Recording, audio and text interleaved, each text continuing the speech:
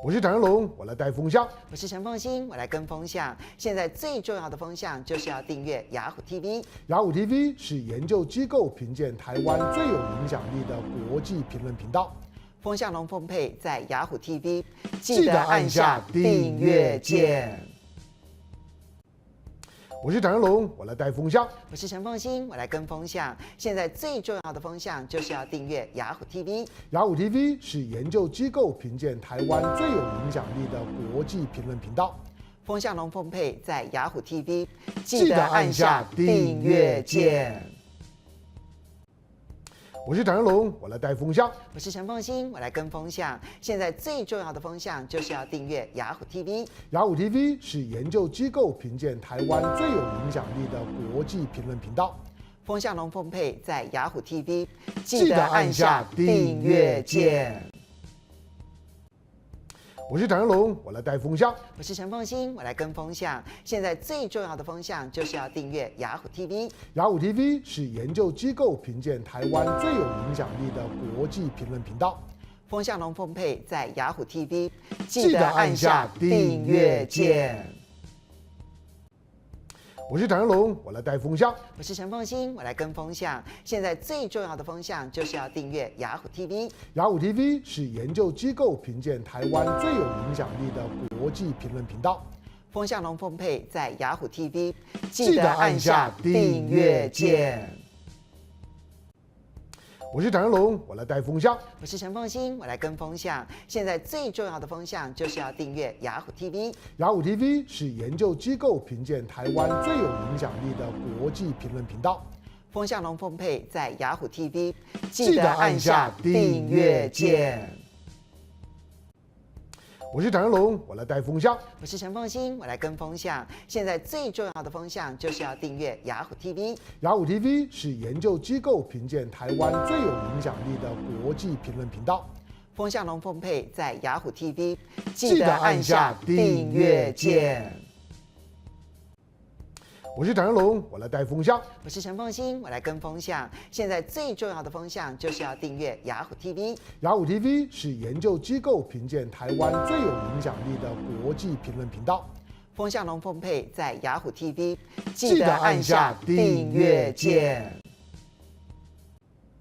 我是谭龙，我来带风向。我是陈凤馨，我来跟风向。现在最重要的风向就是要订阅雅虎 TV。雅虎 TV 是研究机构评鉴台湾最有影响力的国际评论频道。风向龙凤配在雅虎 TV， 记得按下订阅键。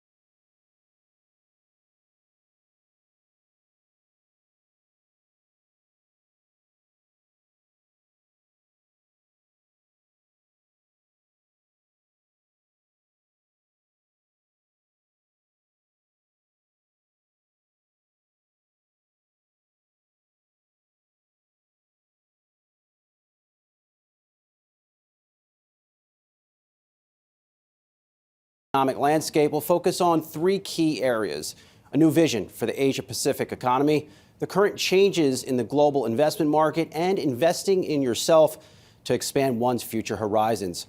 Throughout this conference, we aim to provide investors with insights into macroeconomic trends, market dynamics, and strategies for personal financial planning in order to navigate this ever-evolving environment. Please enjoy our coverage, and remember, behind every great investor is Yahoo Finance.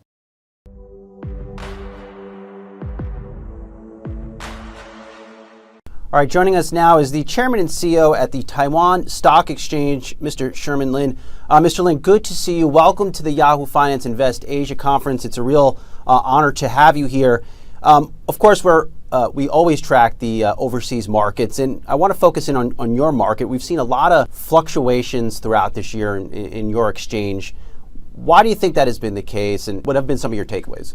In early 2020, COVID-19 caused the global stock markets to plummet.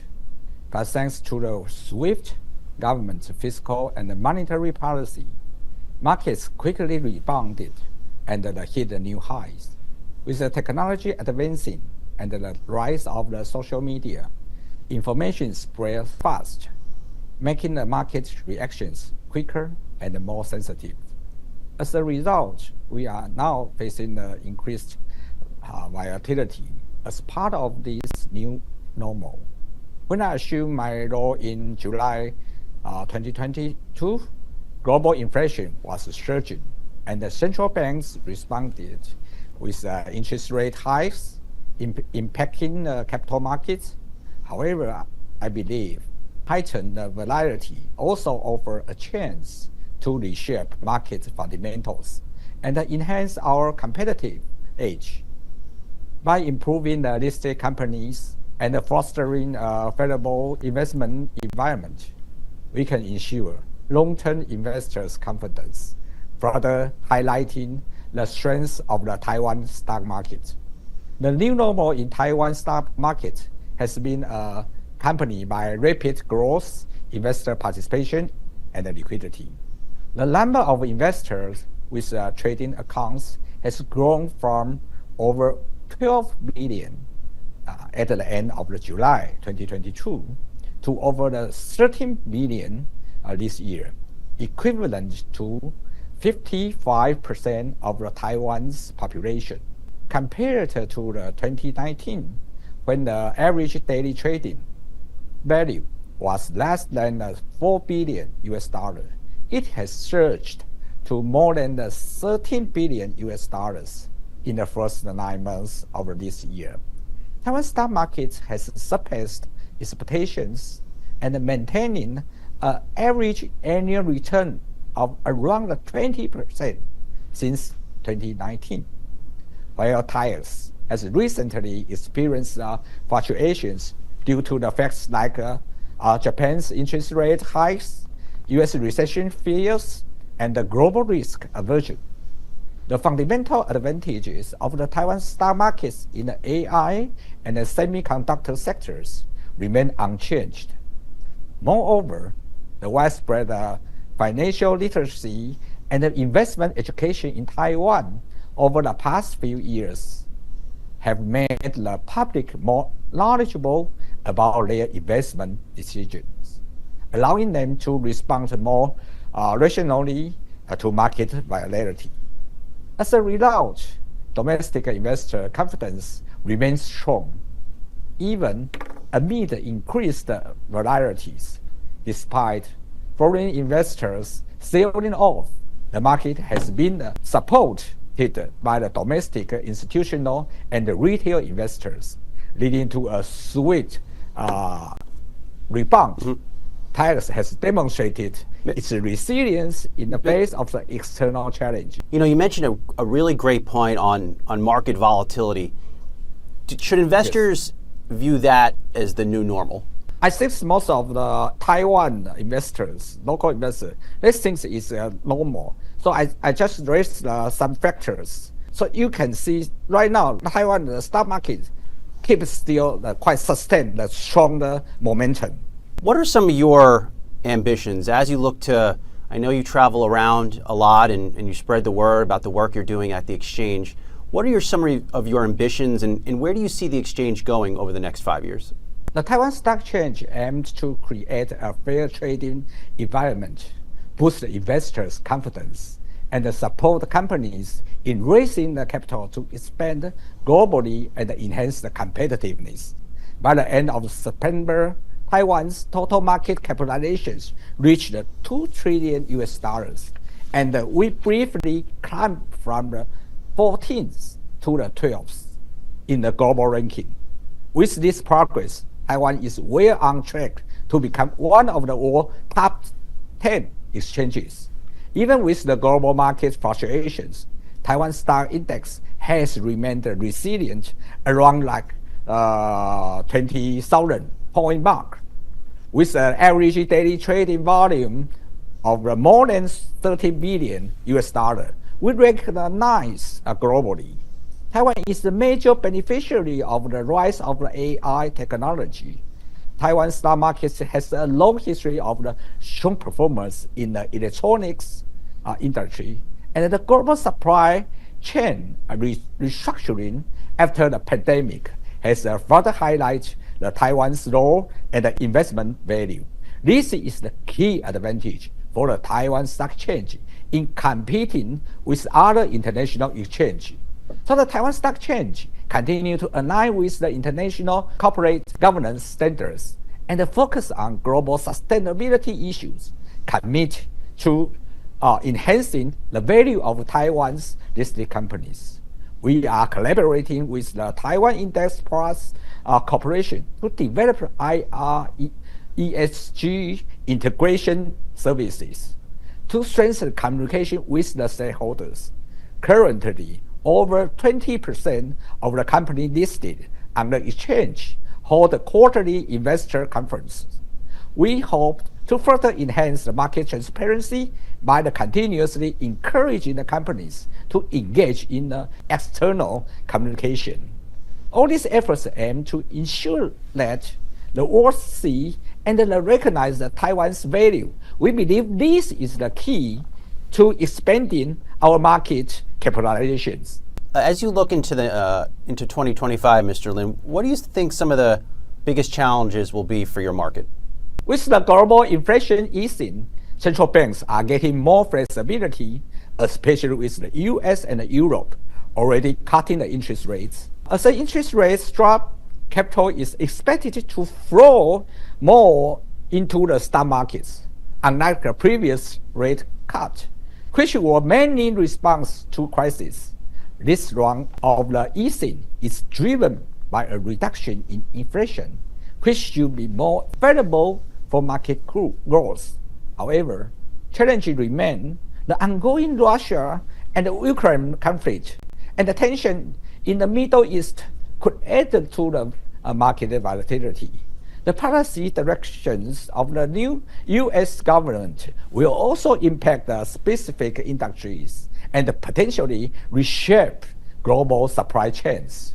Now, the rise of the trade protectionism could trigger another wave of inflation, delay in the further rate cut, and negatively affecting economic growth. Despite these challenges, Taiwan's capital markets remains full of potential. As more countries adopt sustainability policies and regulations, international supply chains will move toward net zero trade transitions, bringing more capitals into the green industry, driving the long-term development of the capital markets. One key opportunity is Taiwan's role as a major beneficiary of the rise of the AI technology. Taiwan's stock market has a long history of the strong performance in the electronics industry, and the global supply chain restructuring after the pandemic has further highlighted Taiwan's role and the investment value. AI has become a core driver of the technology progress, with the application in mobile phones, automobiles, home appliances, and wearables. This growth is set to boost both the software and hardware supply chain. We expect AI to produce more unicorn companies, injecting fresh energy into the capital markets. Mr. Lin, you mentioned AI. It's a very important topic, and it's one that the Yahoo Finance community follows very closely. How important is Taiwan Semiconductor to your country, to your markets, and how will that growth in that company impact AI in your view?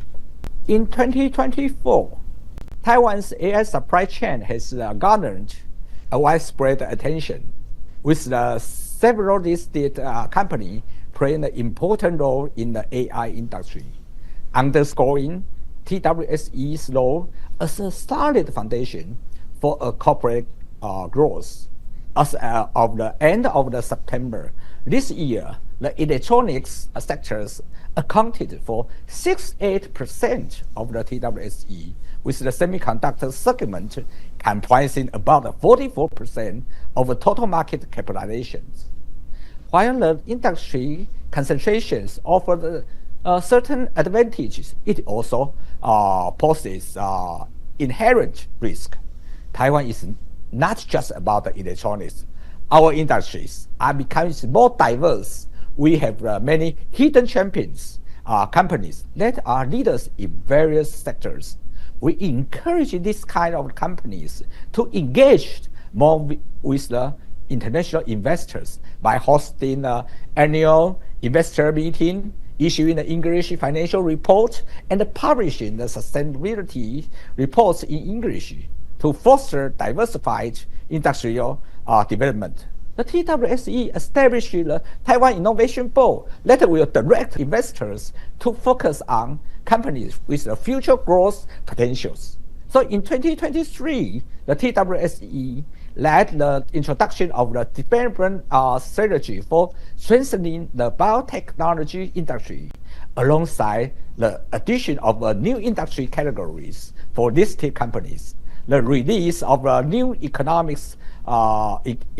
industry index to attract high-quality domestic and international innovative companies such as biotech, medical care, digital clouds, green energy, and environmental protection companies to tap into the Taiwan's capital markets.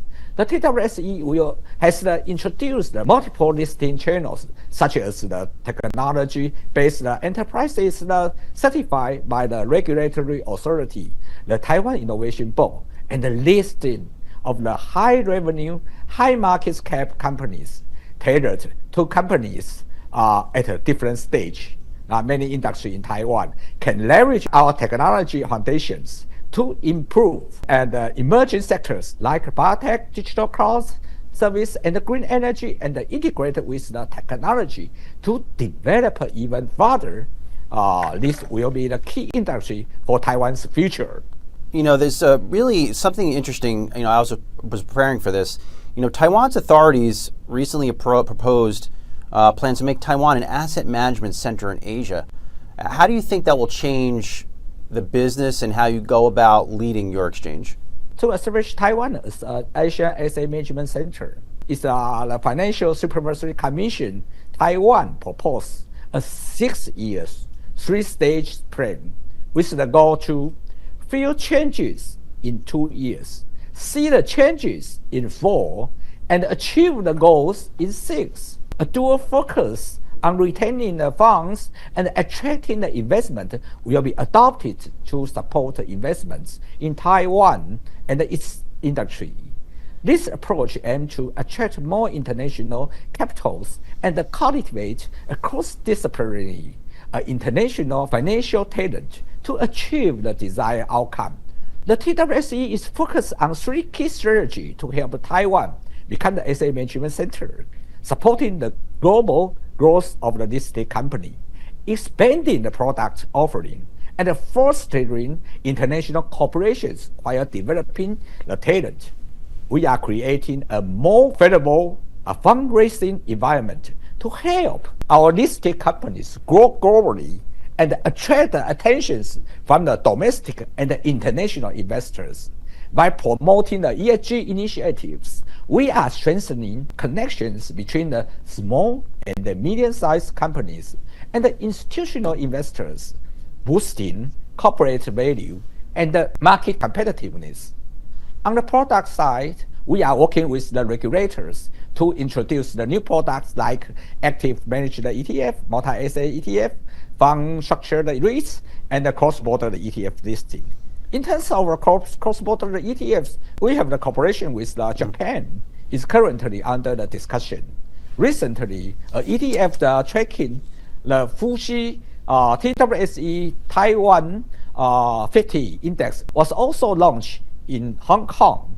We also exploring the securitizations of the public infrastructure and improving the transparency through our investment info hub. For the international cooperation and the talent development, we are deepening relationship with the exchanges in the Asia Pacific, new southbound countries, while building a talent pipeline to strengthen Taiwan's positions in the global markets. In conclusion, the TWSE will continue focusing on the US and the Europe markets as a key sources of the international capitals, while also diversifying fundraising channels by forming a partnership with the exchange in regions such as the Middle East. The TWSE is committed to maximizing the Taiwan's capital markets by fostering global expansion, introducing the diverse products and the global corporations, as well as the developing talent. Mr. Lin, before we let you go, what do you think? I would love to leave our community, thinking about this. What do U.S. investors misunderstand about what you do in your markets? Taiwan's capital market is increasingly connected with the global economy, so we cannot avoid the effects of the international events. For example, the U.S. elections could lead to the major changes in trade policies, while ongoing conflicts like the Israel and Hamas, Russia, Ukraine continue to disrupt global supply chain. The U.S.-China tech war has also pushed companies toward localized supply chains, impacting the Taiwanese business in response to the ongoing U.S.-China tech war. Taiwanese companies has adjusted their global supply chain over the past few years. The new southbound policies has been instrumental in guiding the Taiwanese business to diversify their operations and reduce the risk by expanding into the market like Vietnam and Thailand. These efforts have already shown the significant progress in mitigating risk and establishing a more resilient supply chain. For example, TSMC has been gradually expanded its overseas presence in recent years, with new factories being established in Japan, United States, and Germany. Taiwan plays a critical role as a major producer of tech products and semiconductors, which are essential to global economic stability. We are always watching the external change closely, and at the Taiwan Stock Exchange, we focus on strengthening our own position and building investor trust. To attract the foreign investors, we have engaged actively with the institutional investors, both in person and online. This year, we have focused on ASEAN and the US, Europe, Japan, and the Middle East. Despite of the concern over the geopolitical risk, foreign investors continue to increase their holding in Taiwan. By the end of September, foreign ownership has reached 44% of the total market. In terms of foreign capitals distributions, about 80% come from the Europe and the United States. Taiwan's capital market remains attractive due to the 5 key strengths: a solid foundation, strong liquidity, sound corporate governance, and high regulatory transparency, and comprehensive financial disclosures. At the Taiwan Stock Exchange, we are committed to listing high-quality companies, improving the trading mechanism, and boosting market liquidities. we are also focused on enhancing the risk management, increasing the transparency, refining our strategy to attract foreign capital and strengthen investor confidence. We'll leave it there. Really enjoyed this discussion. Mr. Sherman Lin, Chairman and CEO at the Taiwan Stock Exchange, wishing you much success in 2025. We look forward to staying in touch. Take care. Thank you.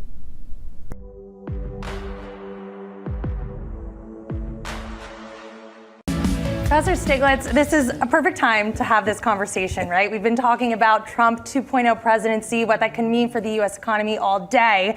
And I want to start there because just before the election, you, along with 22 other Nobel economists, you signed a letter saying that the Harris agenda was, quote, vastly better for the U.S. economy compared to the Trump agenda. Why are Trump and his policies not supportive or not as supportive of a strong U.S. economy? Where do I begin? But you have to begin somewhere. So the first thing, Americans have been concerned about inflation. Actually, during the Biden administration, the inflation rate came down from the very high level that was a result of the pandemic and then the war in Ukraine, and it's come back to normal level, which is remarkable. Most economists didn't think it was going to happen so quickly, but it did. I was among those that argued that it was a supply side interruption, demand shifts associated with these events, and that it would come down. In some ways, I had more faith in the markets than the people in the markets did. So take that issue of inflation. Trump has promised, now remember, we can't be sure he's going to deliver on anything because if you add up all the promises, they don't add up. But if he actually delivered on the 100% tariffs on Chinese goods, you think of all the apparel, appliances, all the things, iPhones, smartphones, all the things we buy that either buy directly from China or have a lot of Chinese inputs. That's inflationary, 100% tariff.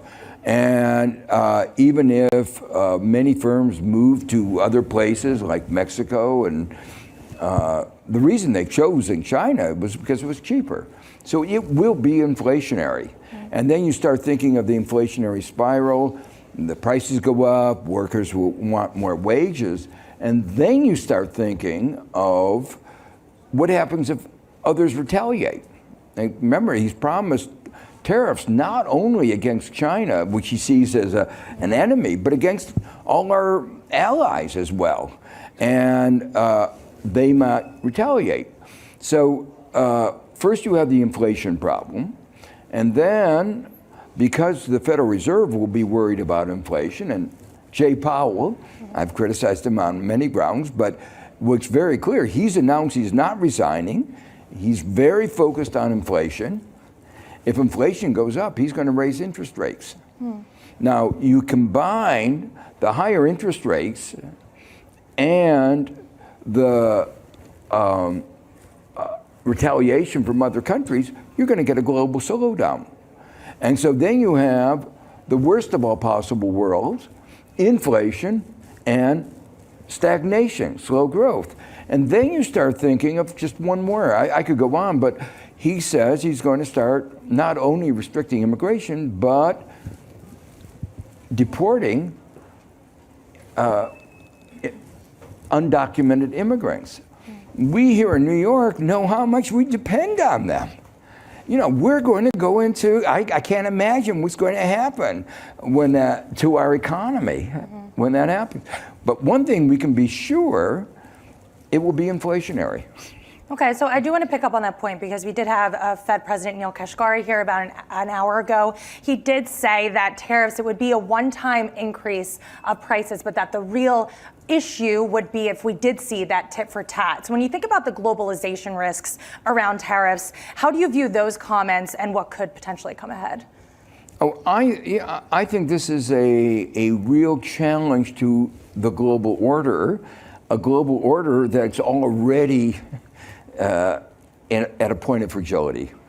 So since World War II, we've worked very hard to construct a global order where goods, services, people, capital move more easily across borders.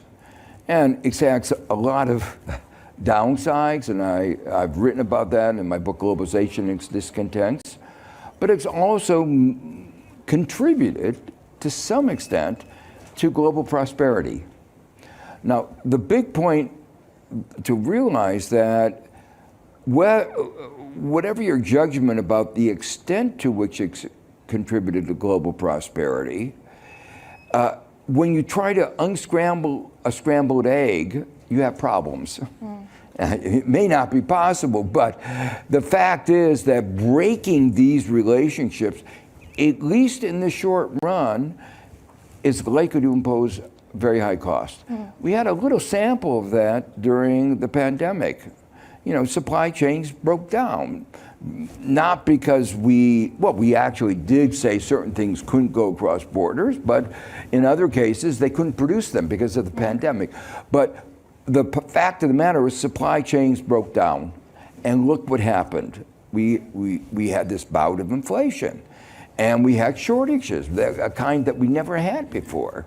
So I think those kinds of things are on the horizon if, and this is a big if, he actually does what he says. Now, we saw from Trump the first term that there's often a difference between the bark and the bite. That in this case, there's a real problem. What happens on tariffs is that the government announces that it's going to raise tariffs, then all the people who are affected, people, when I say corporate interests, big people, not you and me, but corporate interests come in and say, this is going to be disaster. Walmart, I'm sure, will come in and say, we have a whole store, you know, our whole business model is importing Chinese goods, apparel, and you're going to kill us. And then a car company comes in and says, look, we use Chinese steel, or steel from Canada, or parts from Canada. You can't do this, they'll say. And then there'll be a quiet system that had happened before of what are called carve-outs. So you say, oh, this guy is exempt and that guy is exempt, but I can bet that the carve-outs will come more readily to those who make bigger campaign contributions and support Trump more. And we are about to open up the largest potential for corruption that our country has had since Andrew Jackson. So, are you alluding to someone in particular, Elon Musk, perhaps? Well, Elon Musk has sort of become a symbol for this kind of lack of understanding of conflicts of interest and the borders between private and public. You know, one thing going around the internet recently, you know, he claims to be a libertarian. He forgets that Tesla only survived because of a $500 million loan from the U.S. government, where the U.S. government gave them a loan without taking any of the upside. And like they did when they lent money to Chrysler, they took some of the upside with what they call warrants. If they had done that, we, the taxpayers, would be much better off. But in the story that's going around Twitter feed and all, you know, the social media, and I can't tell you whether it's true, is that he said to the Europeans, if you try to regulate Twitter in the way that you are, that's called the Digital Services Act, it's trying to stop all the digital harms, and they've had it in place now for a while. If you don't give us an exemption, we're going to withdraw from NATO. Now, can you imagine that? Saying, unless you serve my corporate interest, we're going to let Poland and all those countries be run over by Russia. Now, that just, to me, illustrates that there's no boundaries between somebody who is advancing his corporate interest and the national interest. So it seems like you don't think Elon Musk would be good for government, but isn't there a thought process where we need these provocative upper echelon of folks. I mean, politics aside, Elon Musk has brought EV adoption to the US. He's doing some innovative things with Starlink. If we want to be the best economy in the world, how do you rationalize that with, you know, kind of to your point, the corporate greed and the short-term greed of it all as well? I think we have a wealth of good, honest entrepreneurs that don't necessarily take huge amounts from the U.S. government and then pretend to be libertarians. You know, to me, this kind of person who takes all this money from the government and then says, I believe government should be small. What he's saying is, I think government should be small when it comes to the small guy, but big for big guys like me. That's what he's really saying.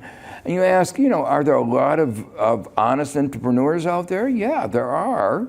Are there a lot of entrepreneurs who are thinking intellectually consistently about the real needs of the country? We need to have, for instance, you know, 100 and some years ago, Henry Ford produced a car for the people. And in Germany, you had the Volkswagen, which was a car for the people. Not for the very rich, not the Cadillacs, but for the ordinary people. It transformed America by having a car that was for the people. Tesla is not for the people. You look at the prices. BYD, the Chinese company, has figured out how to make an electric vehicle. It's innovated, make an electric vehicle that is for everybody. That is transformative, and that will help the planet in a way that Tesla won't. So you mentioned Henry Ford. Is there any current entrepreneur that you can think of today that is for the people? And if you can't easily think of one, what does that say about the current place of our country? I think there are a lot of, you know, entrepreneurship going all over the country. Just think of what has happened to the cost of renewable energy. That didn't happen on its own. It's fallen by 80, 90% and put us in a place that we can address the problems of climate change. That didn't happen on its own. It happened partly with government-supported research, but it happened by a lot of entrepreneurs. And sometimes we think always that the big entrepreneur, but innovation occurs, you know, I've studied a lot of innovation in the last 50 years. Most of the important innovations are small, incremental changes, one building on the other. You know, and my view, each of them should get credit, but that's the way our society advances, step by step. I mean, and then occasionally there are grand things, but it's step by step. And I think we put too much, we're too focused on the stars and not on that incremental change that really is transformative. And I want to talk about the resiliency of the U.S. economy today, because in the face of a lot of obstacles, high interest rates included, we have GDP strong, we have unemployment low, stocks are at record highs. So when you think about the current state of our resiliency, even if Trump were to enact all the policies that he promised on the campaign trail, is there a scenario where the economy can continue to be resilient? If he actually delivers on all his promises, I don't think the economy will do well. I mean, just think, you know, no matter what lens you look at the economy, you know, I talked about inflation. I already talked about unemployment, about the stress that's going to happen when we have a labor shortage. You have prices going up. Many other economists, this is Yahoo Finance, you think about finance, and his promises are that have been estimated to lead to an increase in the debt of over $7 trillion. And even in a rich country, $7 trillion is money.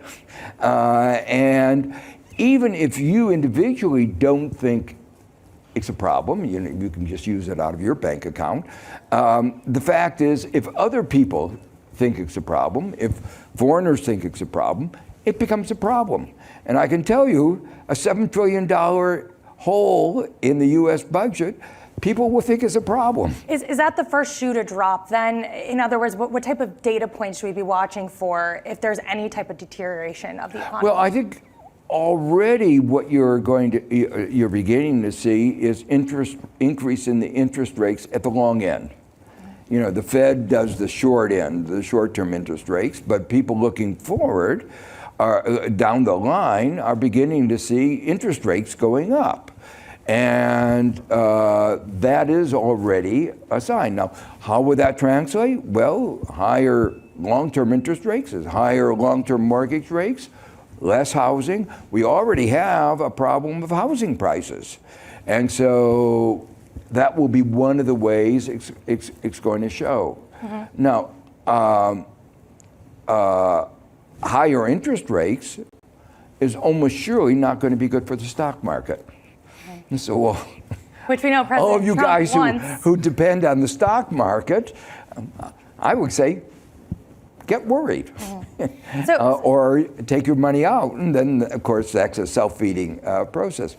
So that's another dimension where it will show up. When it will show up, you know, can't tell. So even amid all these risks, there are some that say the soft landing scenario has already been achieved. And I'm curious to get your perspective, because you were in the White House as the U.S. orchestrated its last successful soft landing in the mid-1990s. Are the dynamics of that time similar to the dynamics of today? And are there any lessons learned that we can look back at? Well,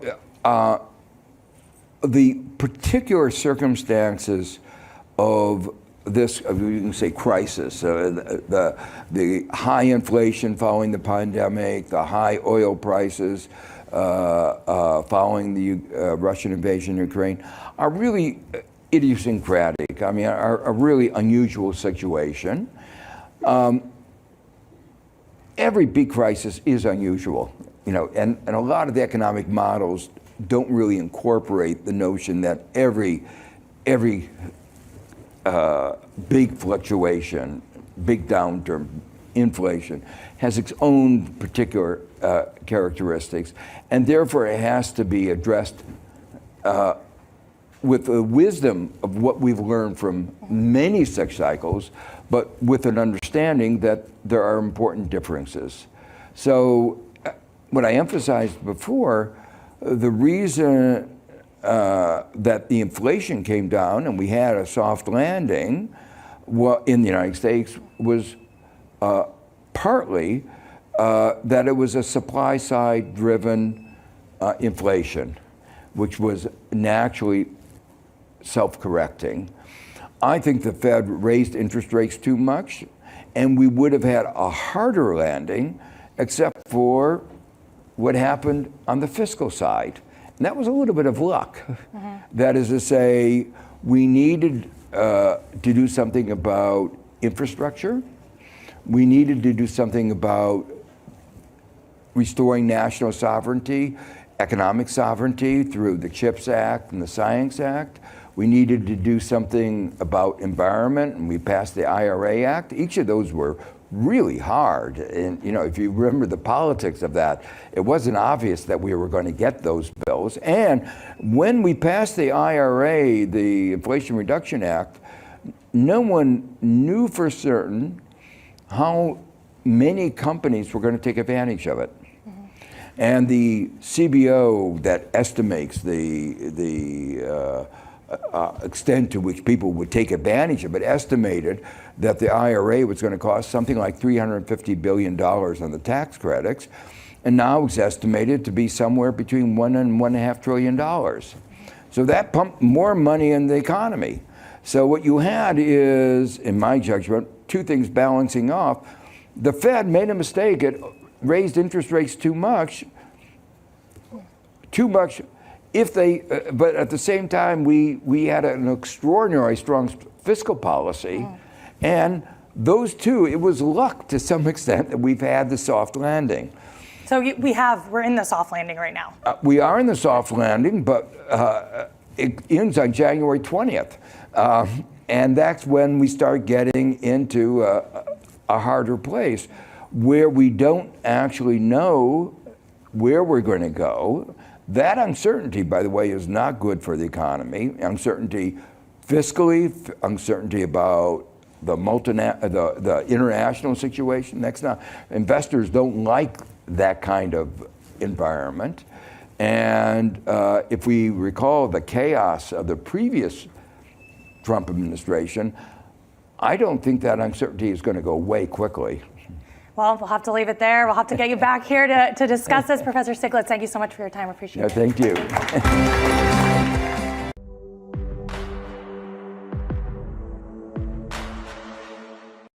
股市震荡，害怕买在高点？纪律投资克服投资心魔，开启定期定额投资大法，首选野村台股基金。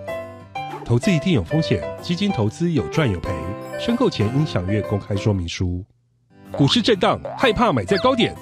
纪律投资克服投资心魔，开启定期定额投资大法，首选野村台股基金。投资一定有风险，基金投资有赚有赔，申购前应详阅公开说明书。大家好，欢迎来到2024 Yahoo Finance Invest Asia， 我是叶芷娟。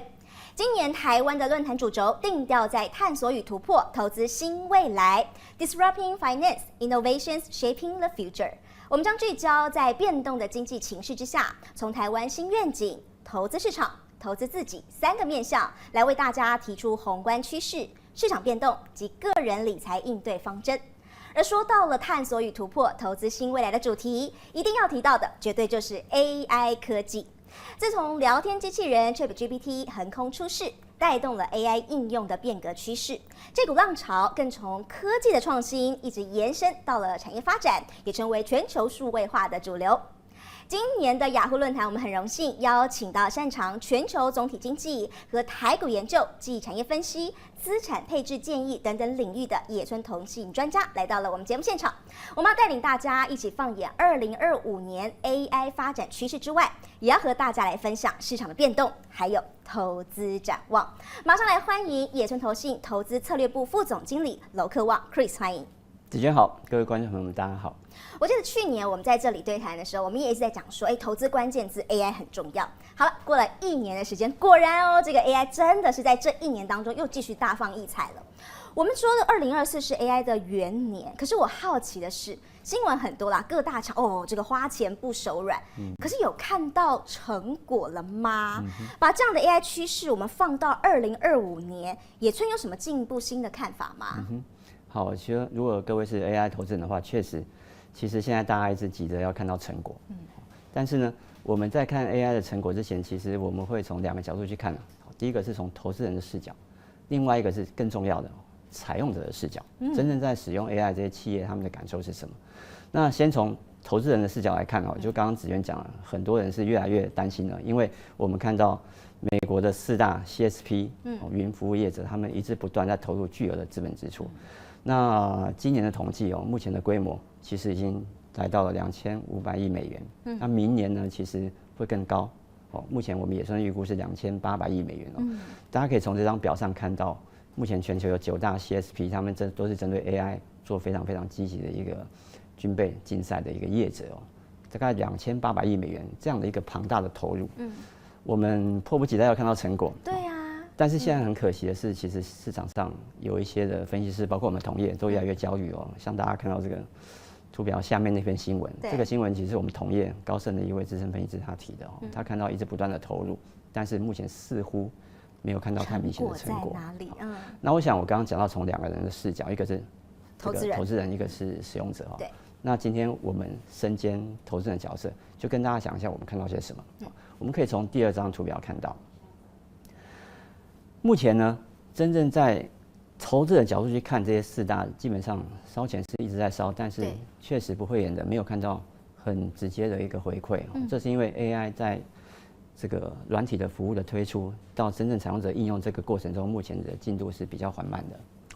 那不过我们对它并没有失去信心，因为我们从其他的面向看到，虽然进度缓慢，但是它始终朝着正确的方向在前进。举个例子，现在其实我们在采用者这个部分，就是我们真正关注企业如何去面对生成式 AI。从采用者这个观点，虽然现在并没有太多的实际的这种公开的资讯让我们参考，但是呢，我认为有一份报告其实是很值得注意的。这个是 Morgan Stanley 大家看到他们做的一个 AlphaWise 的一个问卷调查。现在有很多的企业已经在开始试用生成式 AI。是。那这个问卷调查的结果就是针对这些目前在采用的这些人，他们试用的感觉如何，体感如何？这份资料其实涵盖的国家非常的完整，有5个先进的国家，英美、日本、德国跟法国，一共有400家企业，而且这400家企业涵盖了6个产业。那大家也看到，其实普遍不管是哪一个产业，试用生成式 AI， 目前为止的成效感觉是不错的，因为大家看到超出预期或者是符合预期的家数大概有占90%。对，我们左边的那张图是有6个产业，从科技业、金融业，还有甚至工业等等6大产业在使用。红色是非常满意的，然后灰色的柱状是符合预期，所以这2个光这2加起来就是刚刚 Chris 说的90%以上啦。是的，而且我们一直很 favor 大型的股票，我们在投资上我们都是倾向大型股，然后我们很巧在使用生成式 AI 这个试用过程中，其实比较大型的公司他们在AI 的使用上，他们更针对性、更清楚了解 AI 能够帮我做到什么。所以大家看右边的图表，大家会看到，企业营业规模在1500亿美元以上这些企业，他们对于 AI 的使用体感是更棒的。相对于规模比较小这些企业来讲，其实大型的公司知道 AI 能够帮助他们什么。目前整个看起来，其实大型的这些公司他们在使用 AI 的过程中，他们第一个最主要目的就是希望能够降低成本。这是最直接影响的。小型公司还需要给他们一点时间，因为他们目前不太清楚 AI 能够帮助我什么实际的方向。降低成本呢，或者是可以增加我的营收，他们都会去 try。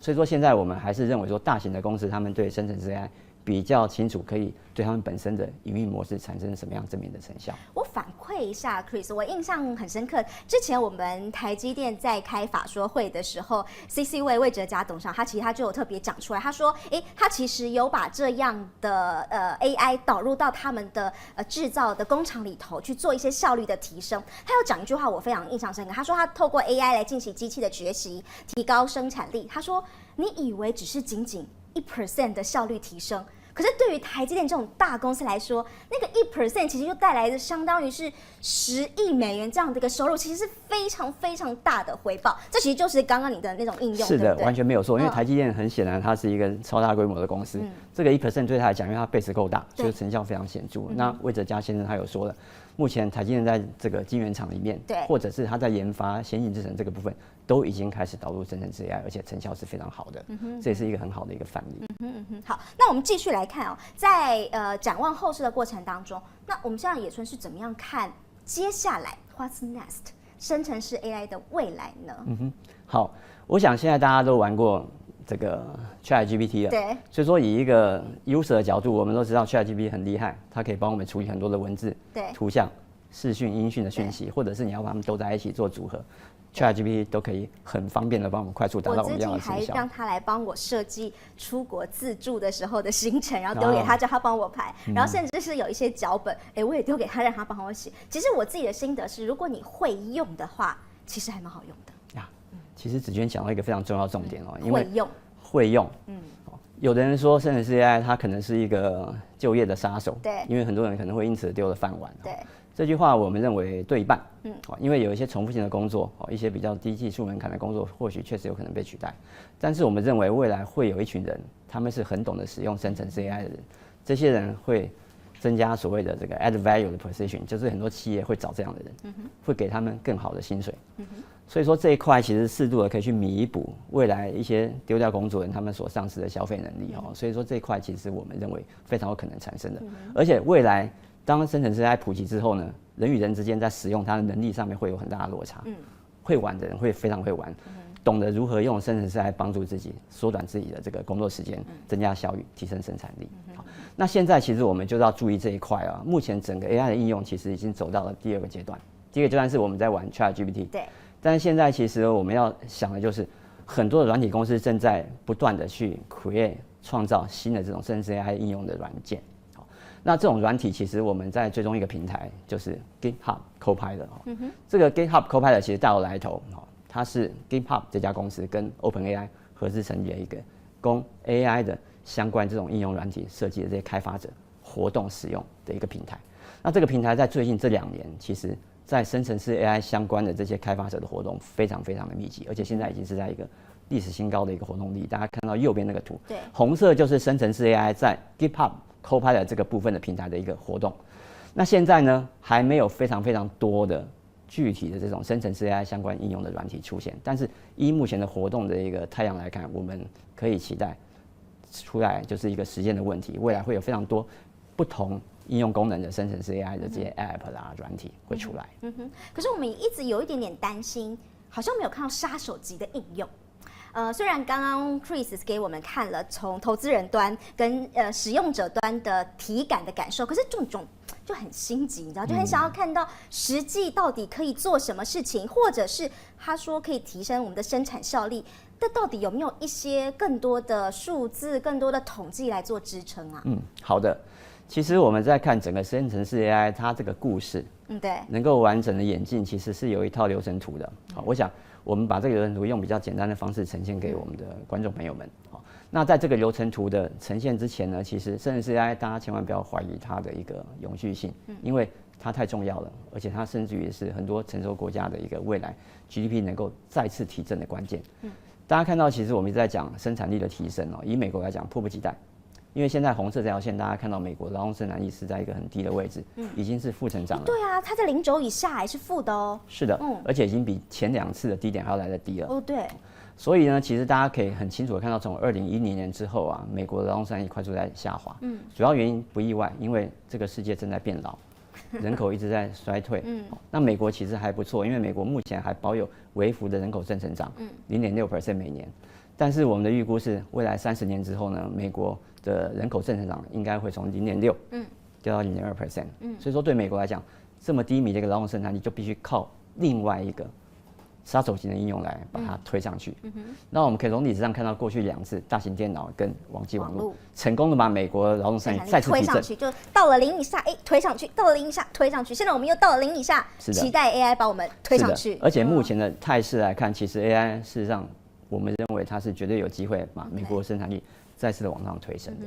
那不只有美国有这样的问题，其实我们看到其他主要的这些先进国家、成熟国家，甚至于新兴国家也都会有这样的一个问题哦。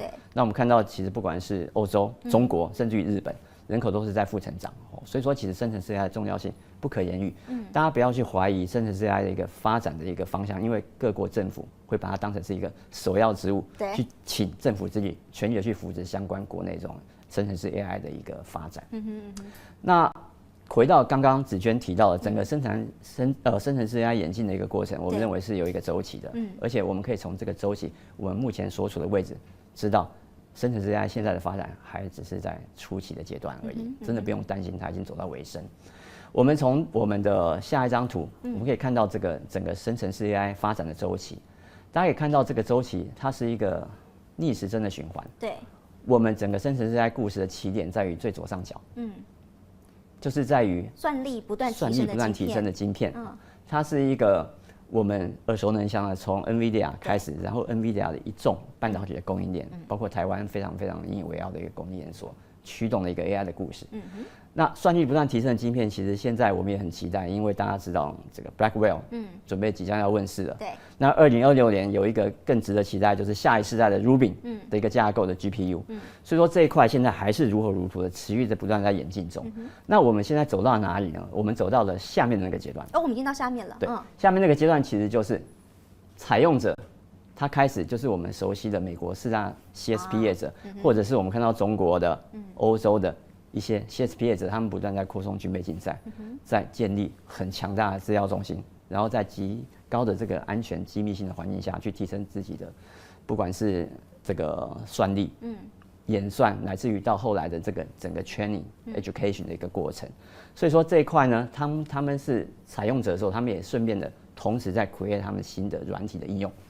那这些软体应用就是刚刚我讲的，其实现在有非常多的软体公司一直在想推出一些针对企业用户的实际的这种生成式 AI 商品。那微软又抢了头香了，对，因为就在10月21号的时候，微软宣布了它的一个 AI Agent 的这样的一个 AI 生成式 AI 的一个应用服务的一个软体，要在2025年推出，针对企业用户。它是一个已经从硬体走到软体了，对，而且它是一个自主。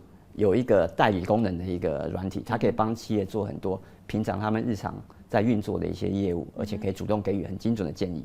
好，我想现在很多的软体公司，不只是微软，对，都在讨论 AI agent 这个词，这个词其实非常热，这也就是我们期待的会走到第3步，就是当很多的企业、不同的行业、各行各业都有适应他们自己本身的生成式 AI 的这些软体，去提升他们的生产力。那到时候第4步就是我们或者是子娟，我们这些 user 消费者们能够体验到很棒、很强大的这种相关的软体服务，甚至于你在手机上就可以看到很好的 app。我们使用之后，我们可以发觉，其实真的对我们会有帮助，因为我们可以碰到更物美价廉的商品。使用过体感是好的话，就会往右边移动了。对，然后圈圈就要从右边然后往上走了。对，我就会建议我的亲朋好友持续去采用，然后那些我们看到采用者就会受惠，因为他们的业绩成长就会跟着上来。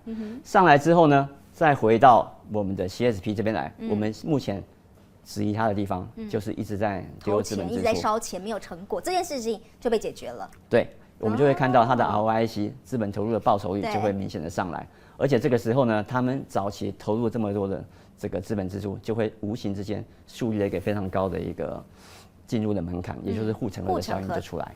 然后他们使用了我们非常多的这种宝贵的 user 这些 database 回馈给晶片供应商，他们就有足够的这些样本去帮他们 create 出算力更高、效率更强的晶片，一个正向循环。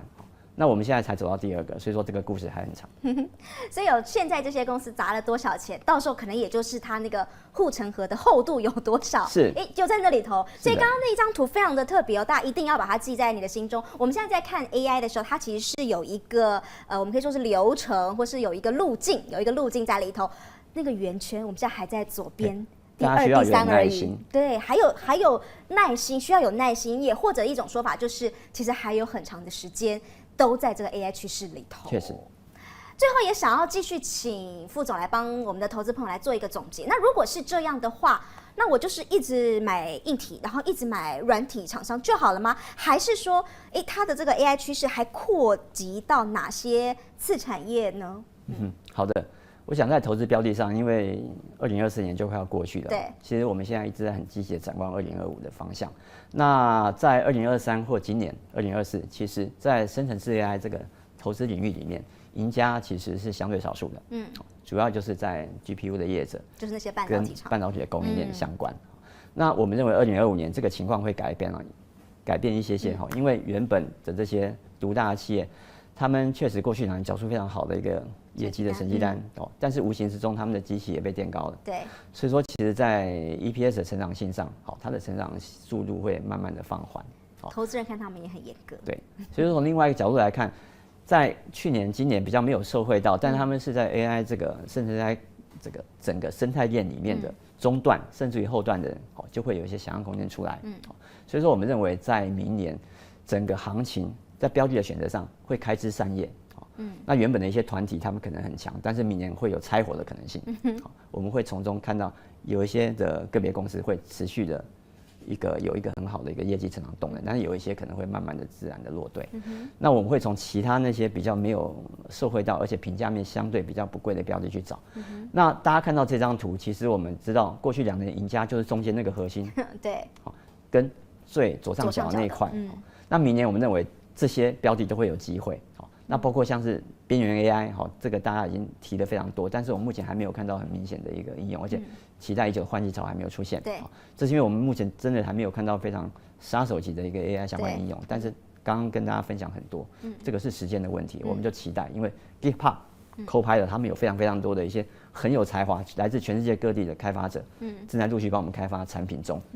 所以说边缘 AI 这边，我们认为包括美国啦，包括欧洲。包括我们自己台湾本身都会有很好的标的选择。那台湾这边 ASIC 相关其实也是里面一个很重要的元素。那在 AI 云软体这边呢，其实我们认为明年他们也会有机会，因为从今年的10月21号，微软率先的推出了它的 AI agent 这个应用软体之后呢，我们认为其他的一些软体公司陆陆续续也会有类似针对不同行业的这些公司开发出来的甚至是 AI 的相关的这些软体平台。所以说未来会有一些 AI 云或软体的公司，他们如果有一些不错的应用级的程式出来，其实我们会从中寻找很好的投资机会。那它的范围就更广泛了。欧洲非常多，可能现在大家都还不清楚。美国也有很多很有潜力的这些比较股本中小型的公司，所以说以后可能软体公司你就不能只看 Microsoft，Microsoft 之外还有很多其他的一些很有潜力的标的等着我们去发掘。那最上面是电力公用事业，其实在美国很多的这种公用事业公司，尤其是电力相关的，他们明显就受惠在美国这些巨头们，他们到处都找地，然后来盖资讯中心，然后伴随来这个用电的需求，吃电大怪兽。对，那当然，如果 AI 是一个比较长的趋势的话，那这一块我们持续是看好它的。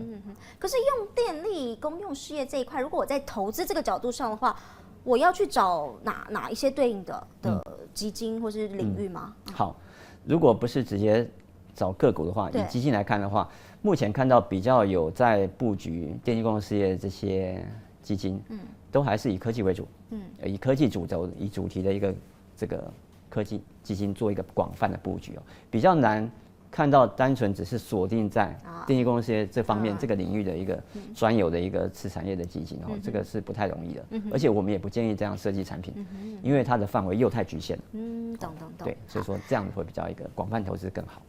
今天我们聊了很多的 AI， 那我相信投资标的对应起来一定就会是美国科技、全球科技或者是台股的科技股，这个我都能理解。可是 Chris， 我私心想来跟你玩一个快问快答的游戏。除了 AI 之外，2025投资人必须要关注的3个市场，给大家一下。好，快问快答。所以这3个市场分别是美国的中小股票，第二个是日本股市，第3个是印度股市。原因如下第一个，美国中小型的股票，其实在过去联准会快速暴力升息的时候，他们遭受非常大的一个打击，目前的评价非常低。那我们知道联准会在今年9月份已经启动了降息循环了。那我们认为一直到明年的目标，联邦基金利率应该会到3.6%，离现在的5% 限制性水准其实会有一个很明显的舒缓，这对中小型的股票会是一个很好的利多。那再加上美国目前我们完全不认为它会硬着陆真正要讨论的大概就是软着陆或不着陆，所以说中小型股的一个压力会陆陆续续的解除。我们认为有很多很好的标的可以供选择，甚至于刚刚提到的 AI，很多美国的不错的一些中小型的软体股票，我们认为他们都有前景，在未来发展出不错的生成 AI 相关应用的一些工具。第二个是日本股市，其实也算一直持续看好日本股市，因为它走的是一个结构性的改善、长多的格局。那前一阵子日本股市的一些杂音，其实基本上现在已经获得弭平了。日本央行基本上它是能够取得一个货币政策的一个中立性，没有太大的问题，所以说日元的汇率开始稳定，日本股市也回升了。那接下来的续航力，其实我们非常关注2025年的春斗结果。那以目前最新的日本最大联合工会 Rengo 它的心中的愿望清单，他们希望2025年的春斗能够有一个持续5%以上的一个加薪幅度。这个幅度跟我们的预期比起来是一致的，我们完全认为它是值得再拿一个5%的加薪。但是我们心中更关注的是日本中小企业，中小企业在今年其实并没有一个明显很好的一个加薪的幅度，但是明年呢，日本中小企业的联合工会 SME 他也提了愿望清单了，他希望明年加薪是6% 以上。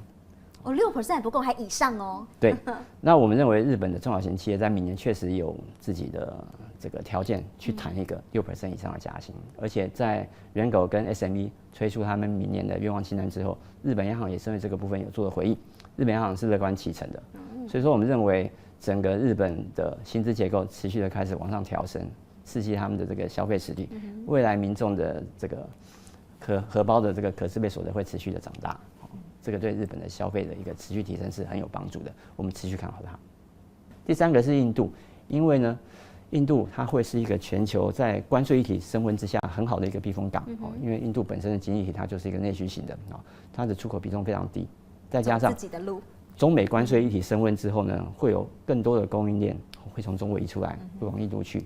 那印度本身已经拥有一个中国加1的称号了，那我们认为在关税议题升温情况下，中国加1的称号只会越来越被大家注意到，所以不管是股市或者是外资的直接投入金额，都会持续的涌入它。非常谢谢罗副总这么精辟的分享。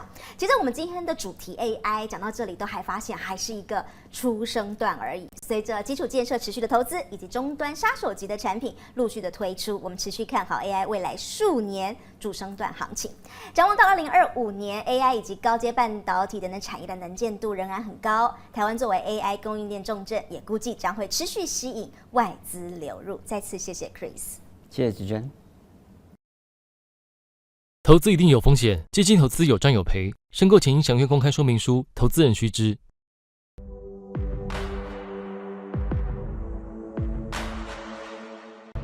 So I think, of course, Mark, one, just good to see you. Thanks for coming down here to the conference. So we've seen really a euphoric market response in the days after the re-election of President Trump. I mean, you heard Tapan mention a new cast of characters. These new cast of characters coming into the administration, are they as market friendly as the market is pricing in today? Look, they are clearly market friendly, and clearly markets, financial institutions, other institutions sensed a need for change. I think they're going to bring change. As I was joking, pre-election, this election was about whether you were more scared of 4 years of the same or more scared of 4 years of change. I think the verdict's been rendered. Market's verdict's been rendered. I come at this incredibly optimistically. What type of changes do you think would unlock a higher market? I mean, what makes you so hopeful? Look, we're coming in this administration is coming in at a point in time where they really do have an opportunity to pivot. Think about where the U.S. is in the world. I mean, all the action is here. I mean, just recite what's going on. The economy is in great shape, certainly relative to the other two large blocks of Europe and China. We have stimulated our economy over the past 4 years, and we're about to get the dividend of that. I mean, we forget 3 years ago we passed almost $2 trillion for infrastructure. It's all under construction. 2 years ago, $52 billion for semi plants. Not a single plant is open yet, all under construction. A year ago, Inflation Reduction Act, $1.3 trillion, all under construction. 3 years in a row, we've been the largest recipient of foreign direct investment, all under construction. It's coming our way. We're where the action is, and now the question is, can we lead? And you can pick almost any area. Pick energy. We've spent all this time where the dialogue's been about energy transition. I think we're actually going to start talking about energy accretion. I mean, think of just the demand for data, for power, for data to help redefine our future. We can't just talk about transition anymore. We have to acknowledge we are going to need more power. No one produces clean power the way we produce it. We can have it produced here, or we can rely on others producing it for us. Financial services, I think we're going to see exactly the same sorts of changes. How fast do you think the administration is loosening up regulations across industries? We'll wait and see, but certainly the regulatory tone over the past 4 years has been difficult. I expect that the tone will be much more constructive to allow financial systems, financial markets, corporate markets to evolve to where the world is, not where the world was. How much of a transformation will it be for the business of Apollo and others in the financial services community to get new regulators into the mix to make perhaps doing what you do easier? Look, I don't think it's going to be massively different for firms like Apollo. I think certainly our industry has prospered over the last 4 years, just as we've prospered over the last 8 years. But I do think that there are really interesting opportunities, particularly in retirement, which is a conversation you and I have had previously. I mean, think about what we do. The largest pool of capital anywhere in the world is our 401k market, $12 to $13 trillion. What do these people invest in? Well, generally they're in daily liquid index funds for 50 years. Why? We have no idea. That's just always the way it's been done. Every place else in the world where the addition of private assets, the addition of other types of assets to retirement plans has been tried, it has resulted in better outcomes, and not slightly better outcomes, 40 and 50% better outcomes, Australia being a case in point. I think one of the upsides for our industry is a revisiting of this whole notion of public being safe and private being risky, potentially including into retirement solutions, which is what our country needs. Is this the administration that finally helps to solve the retirement crisis? That's what you and I last talked about in Milken. I mean, can they move that quickly? I don't think solving a retirement crisis is a 4-year plan. It is ultimately about putting in place a series of changes that will allow market forces over a really long period of time to solve retirement crisis. How do we encourage savings? How do we allow people to invest? How do we police it and create appropriate rules and regulations so that individual investors have access to the best solutions, but at the same time have protections if they are not as knowledgeable. It's going to be a balancing act, but I hope that we see the kinds of reforms that will allow a smoother path to retirement. Remember, superannuation in Australia is 40 years old. 40 years of compounding is just immensely powerful. In the, in the prior Trump term, I think investors, many times they woke up and they saw a tweet move a stock price, and they saw a lot of moving activity each day from the president. Have you sensed, talking to the folks that you talk to, that this is an administration that will be different? Will this be a different 4 years than the prior 4 years? And has the president-elect, will he be a different president? Bold forecast is not my area of expertise. I look at the people who he is surrounding himself with, and I come away very optimistic. I think this administration has a remarkable chance to really pivot the country, to take advantage of all the inherent positives that we have. I mean, imagine how powerful it would be if we actually got our act together and were well governed. It's truly unbelievable what we can do. Does geopolitical risk pick up with this administration if we enact a trade war, for example?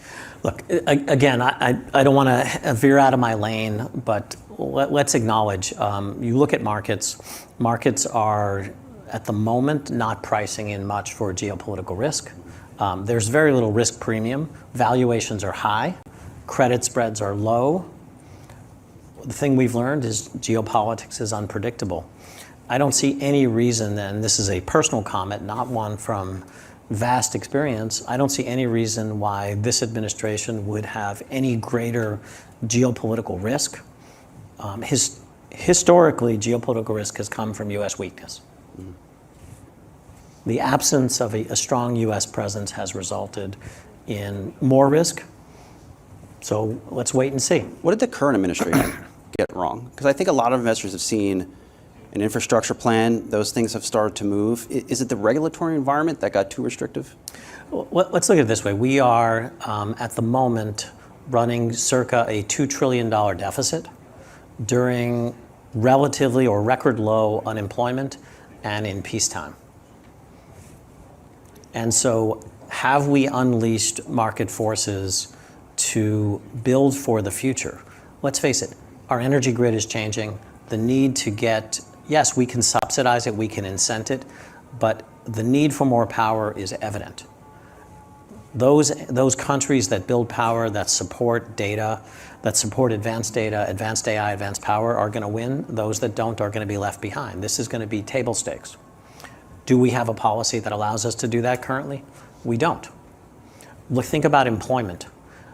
Employment has changed. People are no longer working for the same company, other than Apollo, of course, for the entirety of their career. Have we set up a healthcare system, a retirement system, and other systems that allow for mobility? And you go on, and you can be critical, but you can also say that we've waited too long to fix underlying problems, so that small amounts of tinkering are unlikely to result in directional change. I think what the market likes about what they're hearing is they're hearing directional change. The kinds of people that the president-elect has been able to surround himself with, I think, have been captivating for the market, and whether it's the Elon Musks or the others, bringing people who have a new way of thinking is likely to lead to different outcomes. Can the administration cut taxes at the same time as the deficit continues to rise? Yes, up to a point, but this is all about balancing act. Our financial situation is fixable. It is fixable in a way that is positive for the base that President-elect has said that he wants to help, but it is not fixable by small amounts of tinkering. It is about wholesale change, and we as humans, we are sometimes scared of wholesale change. Oh, does Elon represent wholesale change? And $2 trillion in potential cuts he's floated. I think Elon Musk represents wholesale change, and I think we actually need wholesale change. Interesting. So I know Apollo's focused, and you brought this up at your recent Investor Day, global infrastructure. How is Apollo playing in that arena to help support that build out? I imagine AI is a big area of focus for the team. Look, there are, we call it a global industrial renaissance. Think about what we're doing in the world. Almost everywhere in the world, we're building infrastructure. Today's article, there was an article today talking about European defense. And the most striking thing about European defense was how much infrastructure was required in Germany. So infrastructure is one of the things that we're building. We're doing energy transition because absent, there is no change, there is no going back. We are going to build alternative sources of energy, and companies are transitioning where they get and how they use energy. And the third is this notion of power accretion rather than just energy transition, I think is going to become part of our lexicon. We have vastly underestimated how much power we need. Which of us thought utilities was going to be a growth industry? Or nuclear. Everybody's talking about nuclear. In all forms. I mean, the irony that AI could actually be the cause of a renaissance in nuclear power, we just have to, kind of chuckle at that. But if you step back and you think about it, all three of these megatrends, this global industrial renaissance, are long duration, complex, and are generally ill-suited to shorter-term bank balance sheets or plain vanilla bond market. The amount of credit, the amount of hybrid equity, and the amount of equity that is going to be needed dwarfs anything we've ever seen from an investment point of view. Oh, by the way, the government's still running a $2 trillion deficit at the same time, and we have massive change in our financial marketplace. This growth in the need for credit, particularly complex, long-dated credit, is one of the primary drivers of our business. And I think that is going to power not just Apollo, that's going to power our whole industry.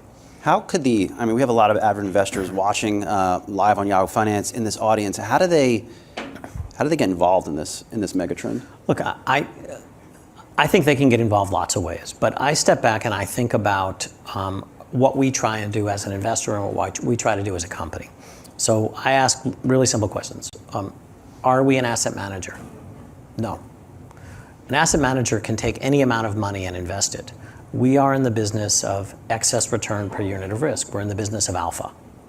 Then you look out at the marketplace and you say, are valuations low? No. Are spreads wide? No. Okay, where am I as an asset manager in search of alpha going to go? And I look for places there are big inefficiencies where there are structural changes taking place. The intersection of the banking system and the investment marketplace and the need for long-term capital is causing capital formation to take place outside of the banking system and outside of the traditional bond market. Many investors have already pivoted here. The growth in private credit. But the growth in private credit is the tip of the iceberg. Private credit so far has been defined by levered lending and below investment grade activities. I actually think we're going to see an entire convergence of public and private in the credit marketplace. It may take time for that to happen, but it's coming our way. So investors who are positioned at this point in time, I think are going to earn excess return per unit of risk for a really long time. Bless you. Are investors thinking about Apollo the wrong way? Look, Apollo is, of course, the parent company of Yahoo Finance. We always have known Apollo for big deals, but it sounds like you're about to unlock, or you have unlocked, a whole other growth mechanism inside the company. This is about, so the answer is, I think investors have not thought much about Apollo, Blackstone, KKR, or anyone else in our industry. People are locked in a mindset of 40 years ago, which is private equity, as opposed to thinking about the industry as private assets. So think about the journey we've been on. 40 years ago, private was risky and public was safe. Private was three products: venture capital, private equity, and hedge funds, all three of which have risk, but used appropriately can offer good returns. And public was 8,000 companies, diversified portfolio of stocks and bonds. Okay, just a few years have passed. In fact, the entirety of my career. Is what we thought true? I don't think it's true. I think private is now safe and risky. Public is now safe and risky. But if you think about it, if something is risky and private, you stick it in a little bucket called alternatives. You watch that bucket really carefully. You demand really high rates of return. But if private is both risky and safe, maybe everything we've done from a portfolio allocation point of view before makes no sense. And that's actually what we're seeing happening in our business. The traditional role of privates in alternatives, private equity, venture capital, hedge funds, is there and growing. But the biggest trend in our industry is investors, individual investors and institutional investors, looking at their fixed income bucket and saying to themselves, why is this 100% public? Why don't I see whether I can earn some more excess return in public and private, and mixing alpha and beta? And the reason it's happening there first is investors don't need much of an education, because you have rating agencies who are capable of telling investors that something is of equivalent credit quality in the public market, equivalent credit quality in the private market. And this is what I expect to happen over the next 3 to 5 years. But make no mistake, it's not going to stop at fixed income. It's coming for equity as well. We will, as I've suggested, we will own, as investors, equity that is private rather than private equity. Because 8,000 public companies is now 4,000 public companies. More companies go private than come public. There is very little reason to want to be public other than for the largest market caps, given the Who wants to do earnings calls, Mark? Nobody wants to do earnings calls. Well, some of us like doing earnings calls. You have to say that. But it must be some bizarre personality defect that I like doing them. But in the last minute and a half we have left, I remember talking to you 2 years ago, and your mantra, I guess, to the firm was that no new toys, meaning no big acquisitions. I mean, is 2025, with rates coming down, a friendlier administration, Apollo's back in the market for big new toys? I won't say new toys. The absolute prohibition is gone. Christmas is back on at Apollo. Hanukkah, Christmas, whatever we need to do. But what I will say is we have to be very humble in what we do. At the end of the day, we are a small asset manager in the scheme of the world. If we hit our business plan, we will be twice our size in 5 years. We will still be a small asset manager. We are winning because of strategy. We are winning because of what we've done, but mostly we win because of culture. And to me, acquisitions that bring in lots of people, other than if they're essential to what we do, just put pressure on our culture. So I think you will see for us small additions to our capability through acquisitions, but I will be surprised if something transformational happens. We have so much to do in just our base business that it's some new toys now. Okay, some new toys, 30 seconds left. How might people view the Apollo culture incorrectly?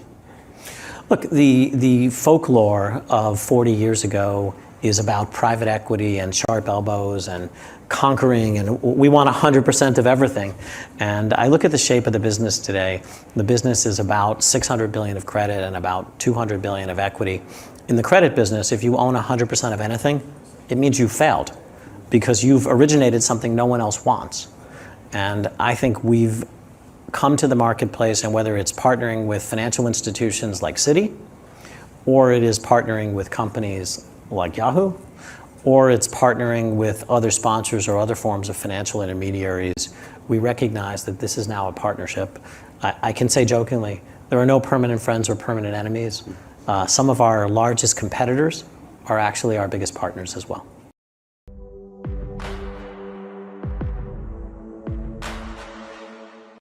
All right, joining us now is Sierra Han, a DBS Taiwan General Manager and Chief Executive Officer. Thank you for joining Yahoo Finance Invest. We really appreciate it. I know these are very busy times. So take us through, some of the trends you're seeing in your markets. M&A has been very, I think, key to the banking sector in recent years. Take us through that, and why do you think these deals are happening? Well, we bought Citibank's consumer bank in Taiwan, but there's another one that's going on right now in the market. These things are happening because I think, in the first place, Taiwan is overbanked. So there's more bank that they really need. And digitization is bringing about a wave of consolidation. With digitization, actually, there's something that people often forget, right? You need scale to digitize. You need to invest in systems, you need to invest in programmers. The other factor I would say is, years after years of post-2008 banking regulation, those things are getting quite complicated, and really you need to invest in people and system to maintain capital ratios, liquidity ratios. So these things are leading to some of the smaller players being not so efficient. And I think the market is starting to realize this, and we're seeing wave after wave of consolidation. For those U.S. investors not familiar with some of the conditions on the ground where you operate, why are there so many banks in the country? I think it's a part the local market took as they were opening up to external competition. Actually, I go with my experience in Singapore when we wanted to open up. We went for consolidating the local players so that they can be competitive with incoming large, American and European banks.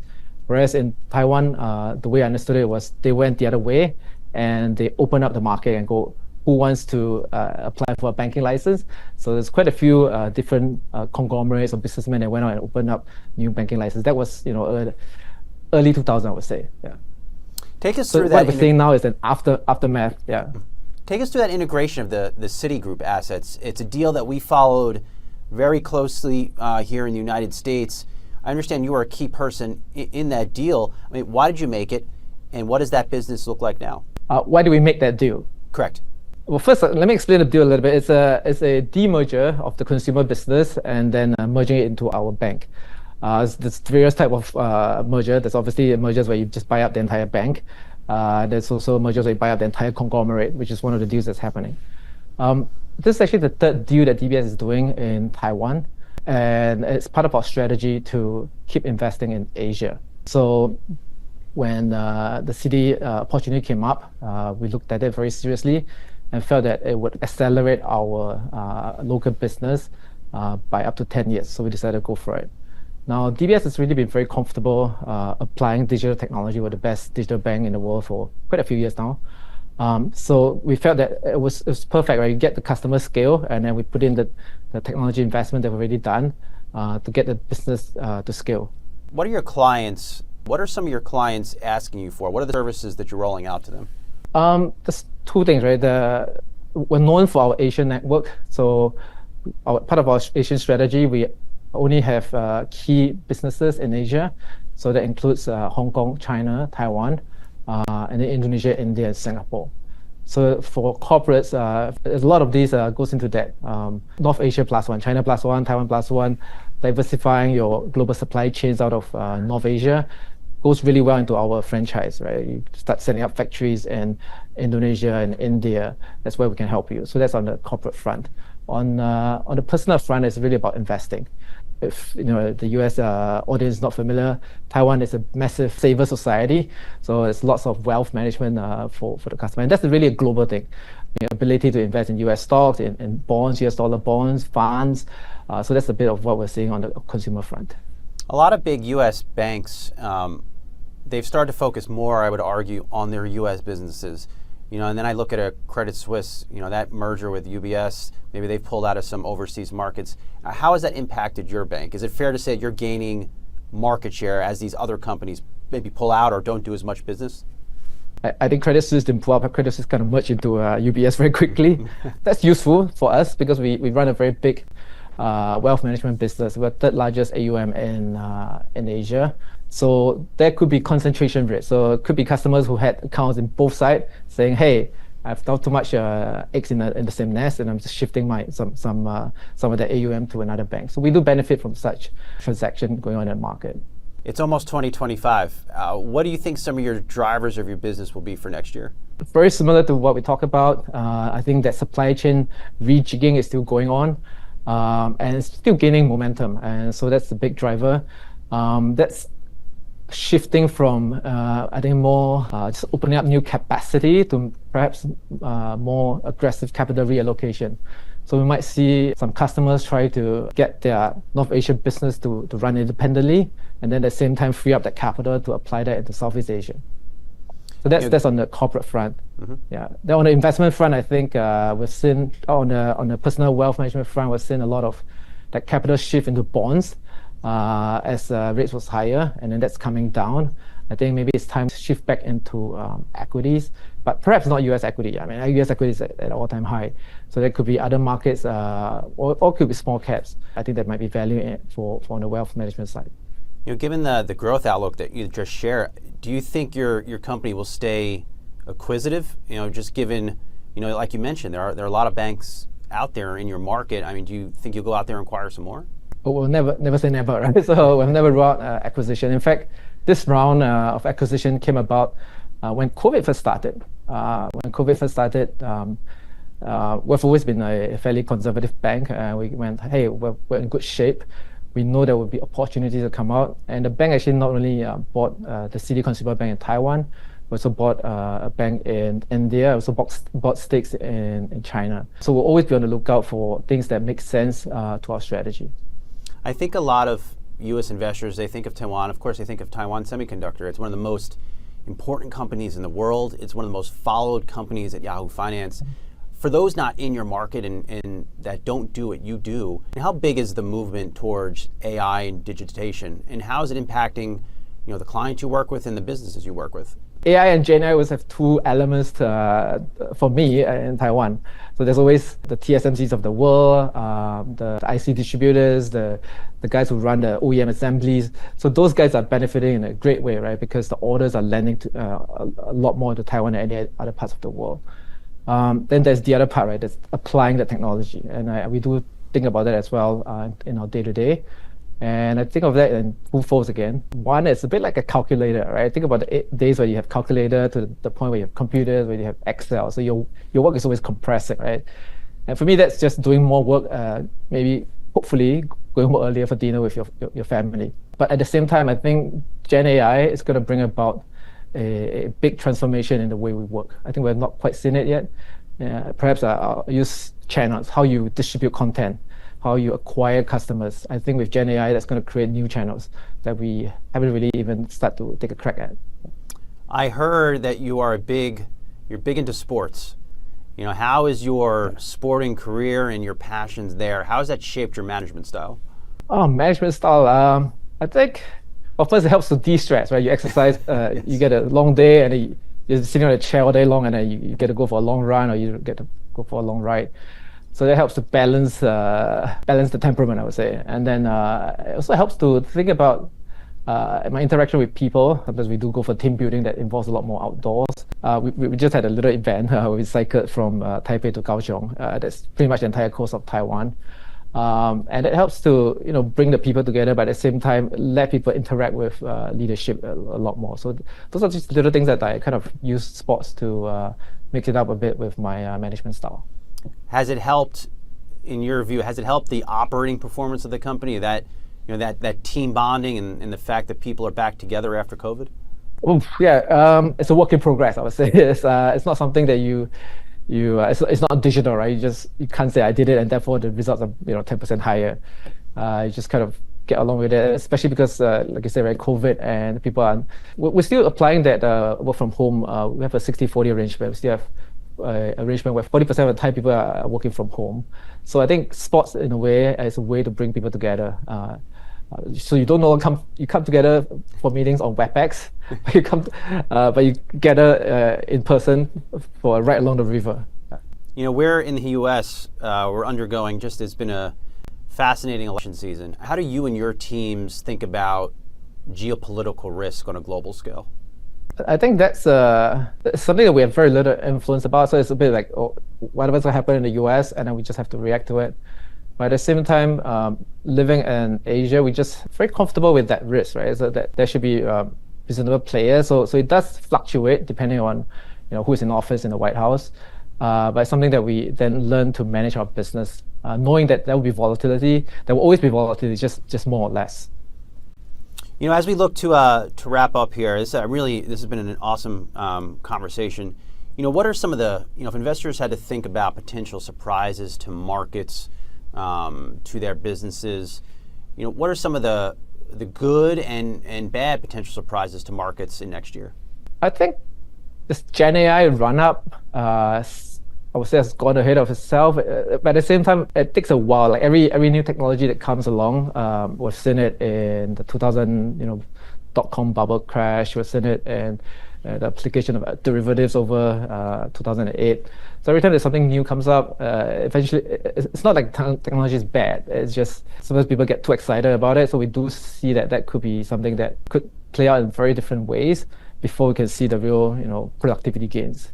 That's one. I think what's surprisingly for me so far is the fact that we had this huge run up in interest rates, and barring a few regional banks in the US, we haven't seen really big bad things happen. There has not been a huge skeleton falling out of the closet anywhere else, especially in Asia. It has been surprising. Do you think, the U.S. Federal Reserve, as they cut rates, do you think that impacts your markets at all and how you do business? Well, it impacts banks. So banks, a large part of that is interest income, and as that rates cut, you see banks looking to tighten their belts a little bit, looking to be more disciplined in where we invest and where we spend money. I think that's inevitable. But at the same time, I don't think we're going to see rates come back to those pre-COVID level lows or post-2008 lows. I think there's a neutral rate that's 3%, and that's the new norm that I think banks will learn to work with, and maybe also businesses will learn to work with.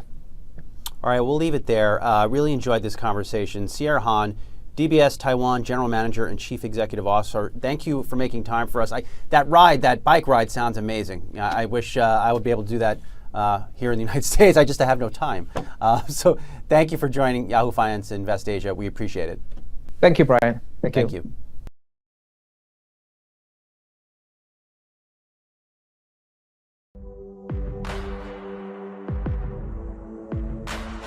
Karen, thanks so much for joining us today. It's great to have you. Thanks for having me.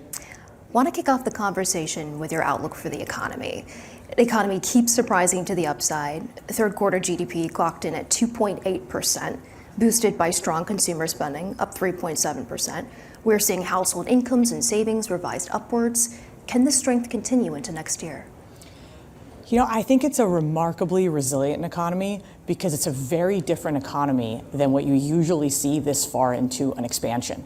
So usually when you get this far into an expansion, a lot of what's going on is that a lot of borrowing has started getting going, right? And so rather than people just spending out of their incomes, they're spending money they borrowed, and that's vulnerable. It means that Fed raises rates, cuts it off. What happened this time around is that the Fed did cut that off. The Fed did raise rates, it did cut off all the borrowing that occurred, and yet because of where we were with all that extra stimulus coming out of COVID, people still had checks to spend. That income cycle where people can spend their incomes was actually just getting going as the Fed had cut off the borrowing. And so you have this economy where households are spending, they're spending well, but they're spending mostly out of incomes. And on the business side, a lot of the spending is also very resilient because it's not that reliant on seeing demand. Companies are telling you, I am spending for existential reasons. I have to invest in AI. The big risk is to underinvest, not to overinvest. In other words, even if my customers don't have demand now, I'm still going to spend that money. So that's a very resilient set of sources of spending. Then you add to that the Fed being able to ease into an environment of falling inflation, and a Trump presidency probably being able to deliver a little more fiscal stimulus. That means we could probably get some borrowing restarted in this environment. I think that's quite a resilient expansion this many years in. Very rare, very unusual. But does it continue into 2025? I think so. I think it's got real room to run because I think the Fed has just delivered a little bit of easing. They're likely going to deliver a little bit more. That is at least a little bit of fuel. You're likely to get a little more fiscal stimulus. That's a little more fuel. And then a lot of the spending that's happening today, it doesn't have as many natural ways of kind of running out of steam. So I think we got an expansion that has a ways to run here. You mentioned potential fiscal upside from the incoming administration. How do you expect President-elect Donald Trump's policies, from mass deportations to tariffs, tax cuts, deregulation, to influence your outlook for the economy?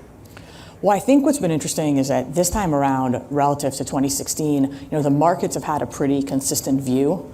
As things were getting priced along the way, as his odds rose, that's the same thing you saw after he got elected. And markets are basically telling you more or less, Donald Trump means somewhat good for growth, somewhat inflationary.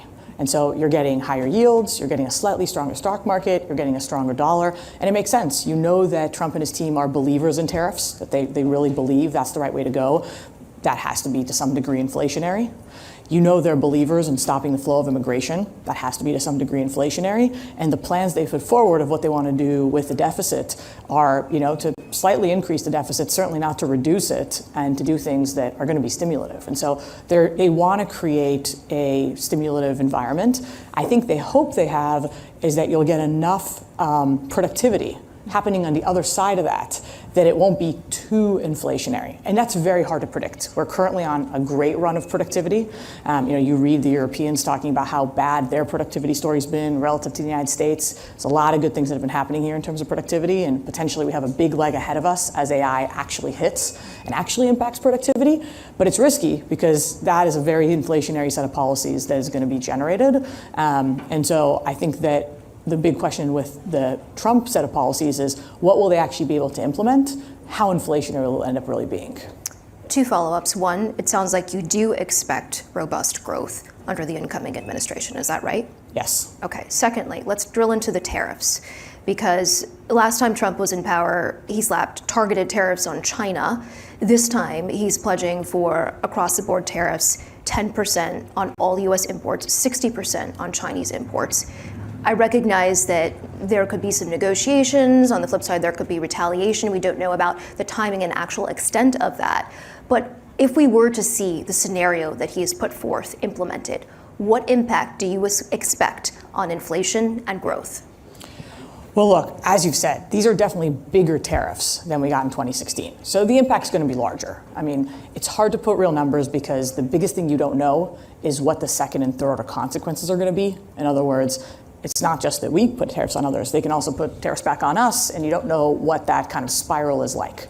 What I will say is the U.S. is less vulnerable to tariffs than other countries. So it does give some sense of sort of who has the incentives to escalate and why the policies are coming from here. But the kind of tariffs Trump is talking about, I think, are, could easily be 50 basis points of inflation, which in the environment we were in 2016 was not a big deal. In the environment we're in today, it's a bigger deal. And it's more likely to kind of hit us into limits of what's possible. That said, I think that the Fed is very likely to look at that as somewhat of a one-time hit.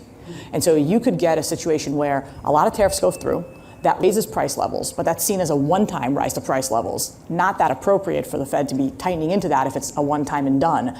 And if it ends up hurting growth, actually being a reason to keep easing into that and make sure it doesn't hurt growth too much. So all of that adds up to we probably still have room to run on growth, even under a scenario of tariffs, with a lot of the unknowns happening from what happens with our allies, who retaliates, what's the second and third order here. So looking at inflation in the near term, it's within shouting distance of the Fed's 2% target. On a core basis, more persistent. You've talked about the potential upside risks to inflation given the president-elect's proposed policies. Where do you see inflation settling out as we go through 2025? Well, I think there is a really fundamental paradigm shift that's occurred, right? Where there was a long period where there was almost a gravitational pull of inflation to probably like 1-ish%. And that meant that there was just a lot of room for policy to run. And we know why that happened. We know the environment of globalization and the fact that when you looked at spending that was happening by corporates, it was very often spending that while it was spending, it was deflationary spending. They knew by spending, they would take cost out of the equation and make their products cheaper as a result. That has fundamentally changed. A lot of spending now is inflationary. You know that if your job is to say, I'm worried about over-reliance on China, let me go build another supply chain, you're not taking cost out, you're adding cost. You know you're doing that, right? Even spending on things like AI, while down the road may be deflationary, in the near term, it's definitely not deflationary. In the near term, you're pressuring up all the prices of all the inputs and energy and so on that you need to kind of create for AI. So I think the gravitational pull has moved to where the normal level of inflation is probably more like 2.5-ish or something, which it's not horrible. I think the Fed could be totally comfortable with that, but it means it's much easier to get over your skis and say, wait a minute, I'm worried about inflation than it used to be. There's just less room, and we're just used to an environment for, a few decades here, where every time there was a problem in growth, inflation was just not a factor. You could ease into that, it wasn't a problem. On the Fed, do you expect another rate cut in December? And given what you just said, would you expect fewer rate cuts in 2025? Right now, they've penciled in 4 more rate cuts for next year. Of course, they have the ability to retool that forecast at their December meeting. I mean, look, I think this is the case where the market has actually done the right move, which is the market today is pricing in radically less cuts than it was just 2 or 3 weeks ago. And so the market saw that, pre-Trump victory, significantly more likely that the Fed would really be able to ease all the way down to like 3. And now it's thinking the Fed's going to ease more to like 4. So that's not a lot of rate cuts. That's not that many rate cuts that's left. So I think the market pricing at this point is somewhat reasonable. Now, if you just step back for a second and you say, look, the hardest thing in setting monetary policy is nobody really knows what the normal level of monetary policy is, right? It's a guess. It's a guess we all make, and certainly what we know is it's not what it used to be. I just talked about, kind of the gravitational pull of inflation. You could also talk about the fact that we needed negative real interest rates for a long time to deal with all of our debt burdens, and we don't anymore.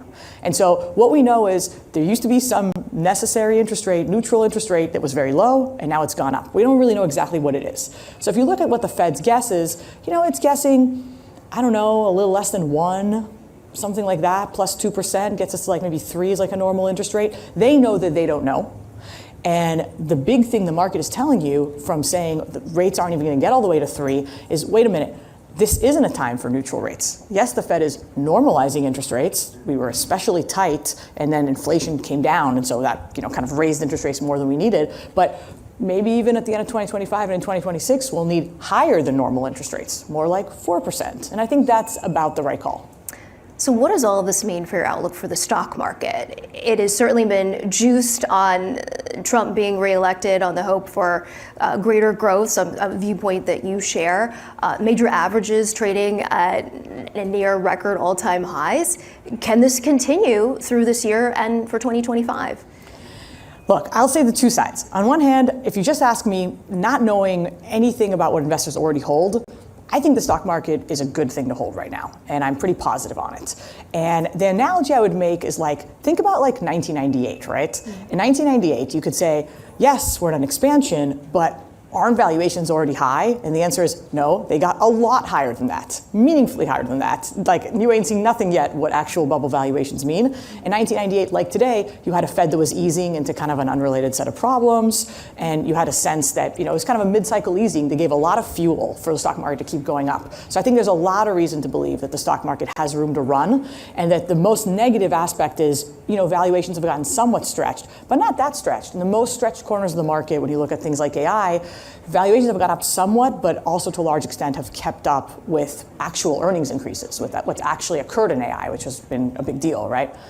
On the other hand, what you can't ignore is that people's exposure to the stock market today is radically different than normal. People are very, very exposed to the stock market. So almost any portfolio I look at, whether it's an individual investor or an institutional investor, what you see is that almost any source of diversification people used to have has really eroded because you've had such a run. So you just go through, such a long time where just buying the S&P 500 is the best thing you could do, that you say, what do I need all this other stuff for? If I just, bought the S&P, that'd be the best thing to hold. And so that leaves you in a spot where you can both believe the stock market could do pretty well and say, well, most people are actually over-concentrated there and would actually do well to have some sense of diversification, because it's not like there are never risks. There are always risks you can't foresee. You could have risk to growth, you could have risk to inflation, you could end up blowing up a bubble that, obviously the bubble that burst in 1999 was very, very bad for people's portfolios for a long time. You don't want to be undiversified, even with a positive outlook for the stock markets. So are you recommending that clients buy now into the next year? How are you recommending clients position themselves? I see very few people that need to buy more because people are so positioned in the stock market. So I both think the stock market is attractive and that on the margin, the next trade people need to make is usually to something else for more diversification. I'll give you an example, right? It used to be that kind of a median portfolio was kind of like a 60-40. I hold stocks, I hold bonds, I hold about 40% bonds. Very few people hold that. That median 60-40 has moved to maybe even 80-20. And I think there was good reason for that, for a while, to kind of say, wait a minute, what am I really getting out of my bonds, right? Yields are so low. What's the point? If there's a big shock, the way bonds usually can help me is that the Fed can ease into that. Can they really ease when rates are already zero? Why am I holding this? Clearly not the case today. Today, you could say, if there is a big shock, bonds could actually help you. And then the flip side of that, bonds can really help you only if the shock is more of a growth shock. If the problem is inflationary, bonds aren't going to help you. People have very little inflation protection. And so I think the next marginal move that most helps our clients is either moving to something that'll help them to growth shock, like bonds, moving to something that'll help them to inflation shock, like gold, or a little out of the box, thinking, where can I be in the world that is diversifying? How can I geographically diversify? So if there's a problem in the US, I'm just less likely to hit it in another geography. If people are already so exposed to stocks right now, does that put a cap on the amount of upside that we could see over the next year? Because if people have already deployed all of their cash into the market, what are the odds that we see a repeat of what we've seen this year? I think that valuations and how much money is deployed does sort of cap stocks to a degree, unless you get such a blow up in expectations, like a real bubble, kind of expanding. And I think one of the easy ways to see that is you look at what is the earnings growth that would be necessary for stocks to perform much better than bonds. And the answer is it's pretty high earnings growth. And so I think companies could do really well, deliver great earnings, and still holding stocks will just kind of be mediocre because it's already in the price, it's already expected. And this is very classic. When you have a lot of period of good performance, usually it starts out, like we did after great financial crisis, with very low expectations. It's easy to beat them.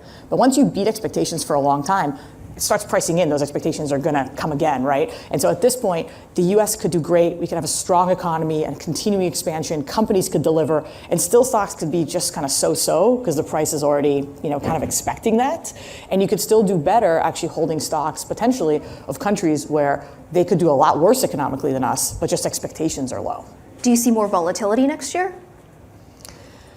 Look, I think that when you get a new set of policy regimes, it's always a possibility of volatility because you just don't know exactly how the policies are going to hit.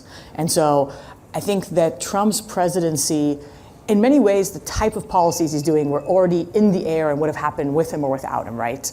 More protectionism, more of, I'd say, a shift from a sense that it doesn't matter what our economy produces. As long as we have a strong economy, who cares what it produces? Saying, no, it really matters what it produces. We care about the composition. We want manufacturing here. We want to have certain exposures where we control our access to things like critical minerals.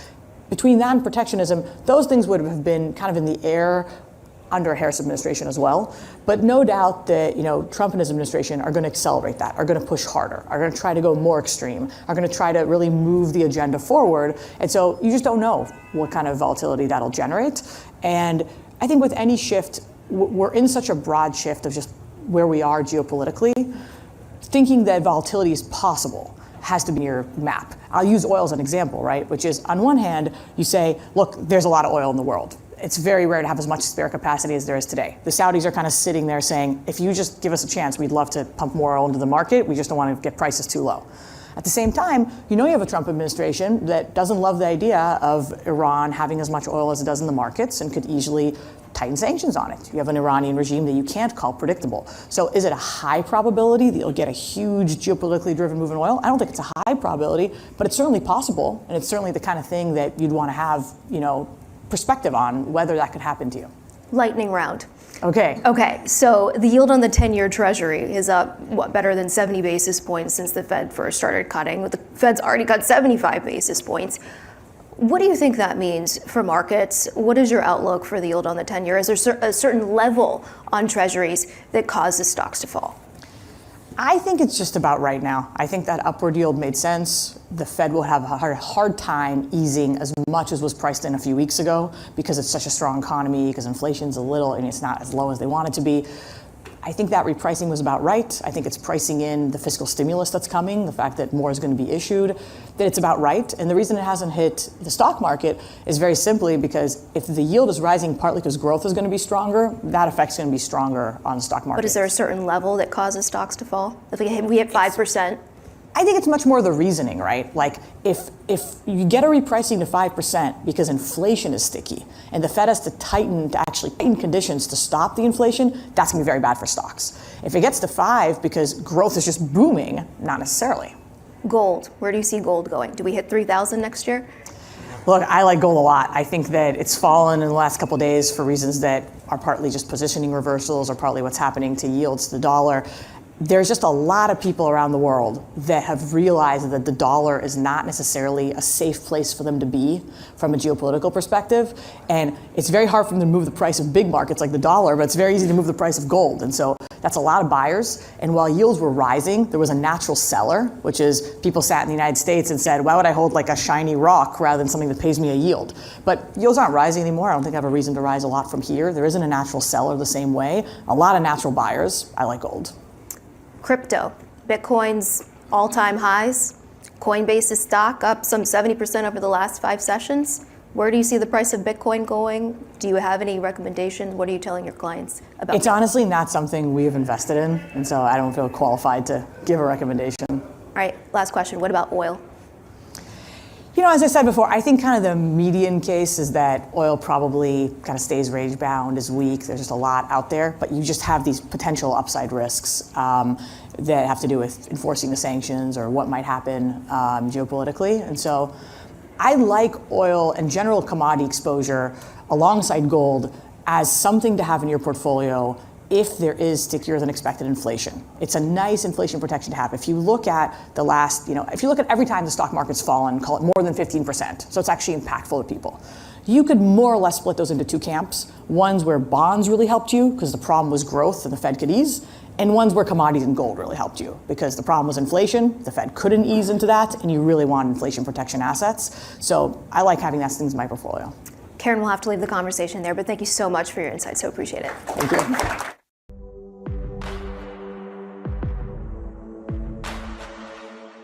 Well known to many people, BlackRock, is because of its management of retirement accounts in particular, but much broader than that. So speaking of the election, Rick, the description of this session talked about a prolonged interest rate cutting cycle, which we kind of took for granted until last week, right? And it seems as though markets certainly have turned expectations on their head. So what are we looking at now in terms of that interest rate cycle? So the first thing I think it's interesting, by the way, thanks for having me. This is a cool event. Much appreciated. So think about where we were a few weeks ago. It's pretty remarkable.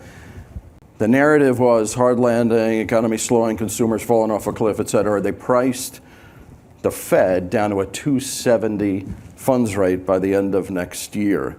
We're almost at 4% today. So it's interesting when I hear people say, well, rates are coming down. It's like, my screens don't show that.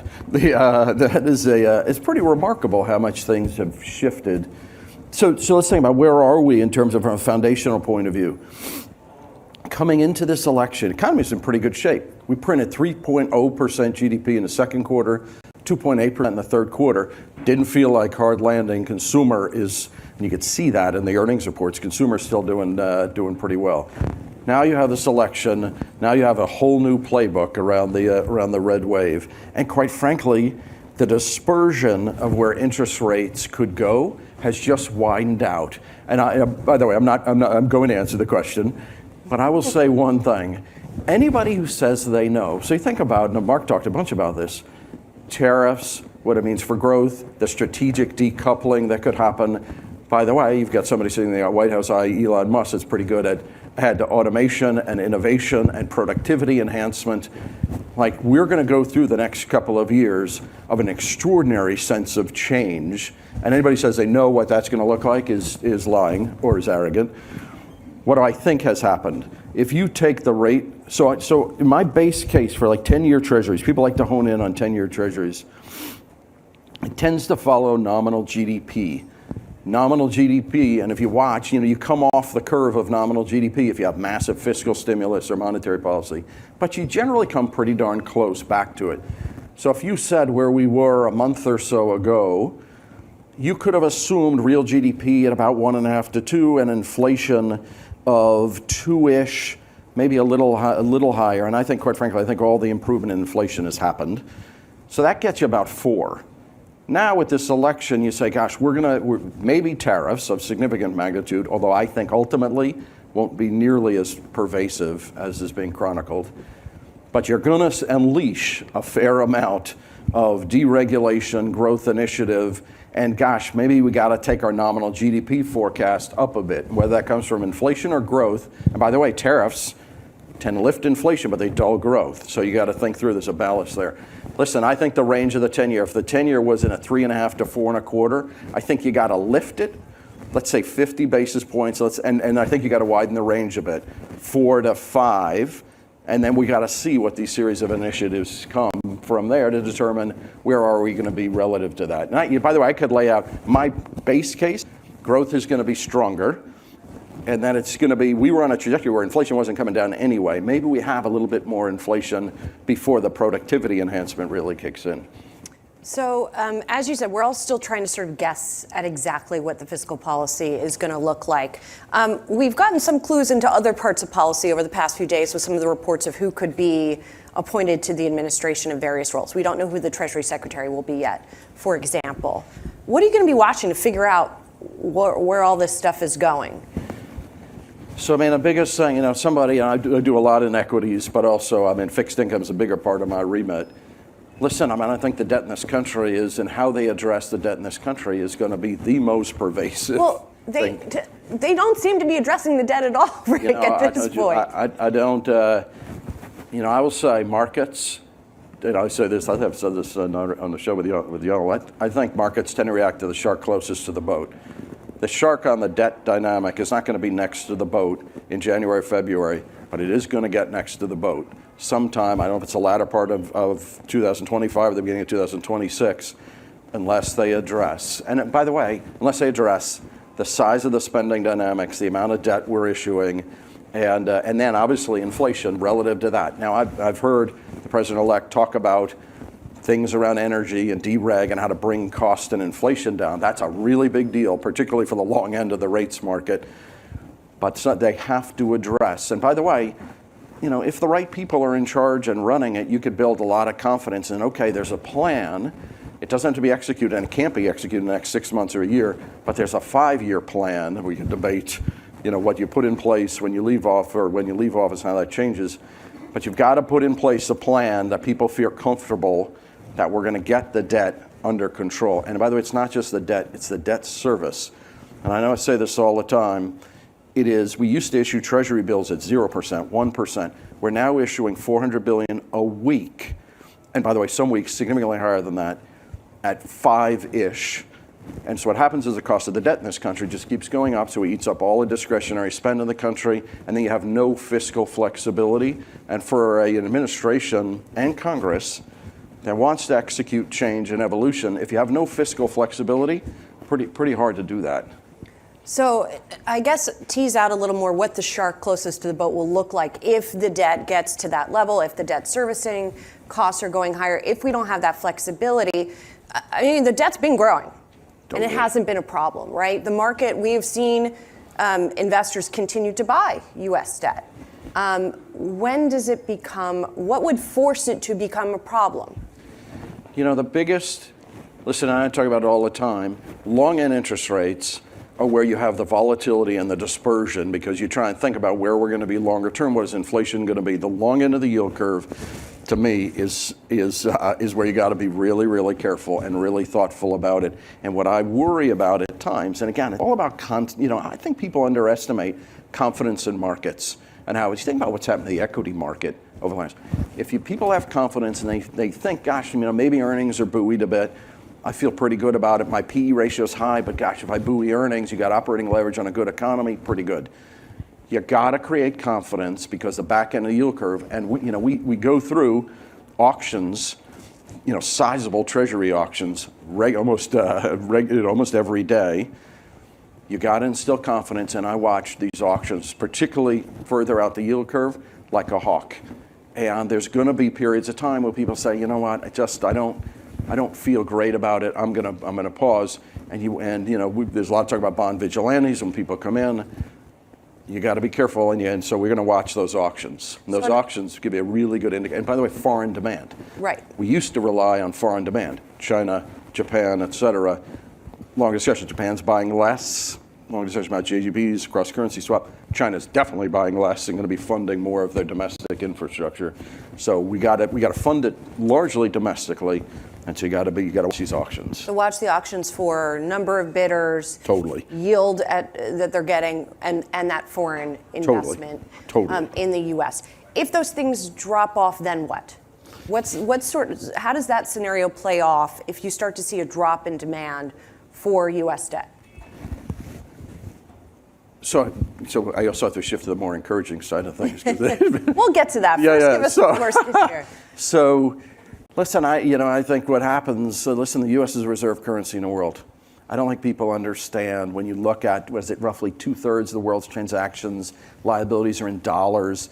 The form of collateral in the world is treasury bills. When you dilute reserve currency status, let's say we go down the scenario we talked about, and you don't see enough buying of the debt, well, it goes right on the Fed's balance sheet, a la, what did the Bank of Japan do when you saw yen go from 100 to 166?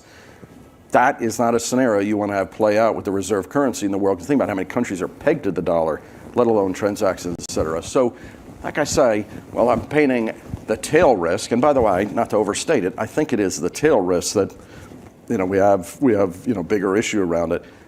If you put in place a set of measures that instill confidence, I mean, I'll tell you, the U.S. economy and the U.S. investor base, and I'll throw out one number that'll blow you away. There's roughly 220 trillion of net worth in the United States today. So you take the debt, and we talk about the amount of debt. You got an immense buyer base that can buy treasuries. We're watching it in credit, we're watching it in equities. So your ability to deal with these issues, the asset protection, people say U.S. should be downgraded. The asset protection and the ability to enact measures within the U.S. to support that debt and other things is pretty extraordinary. So what is that? Okay, so that's one risk with the sort of deficit increase policies that we think might be put in place. What would be the best case scenario? Would it be, Mark Rowan just talked about outgrowing some of these concerns. Is that the best case scenario? So I'll shift to where I think what could happen and what I think you can get really excited about. The only way you bring the debt down, or the only way to deal with this, you got to outrun the debt, because you can't take it off the books unless you do a wealth tax of a magnitude, which I don't think is going to happen. I'm certain won't happen in the near term. So how do you outrun it? Nominal GDP has to be over the cost of the debt. I've watched Italy for years. Very hard for Italy to delever because they don't grow fast enough. You don't have enough nominal GDP. U.S. is at a point in time, much of what Mark talked about, you have this extraordinary ability to grow. The amount of money in infrastructure, we're going to see the amount in data center, energy, cooling is extraordinary.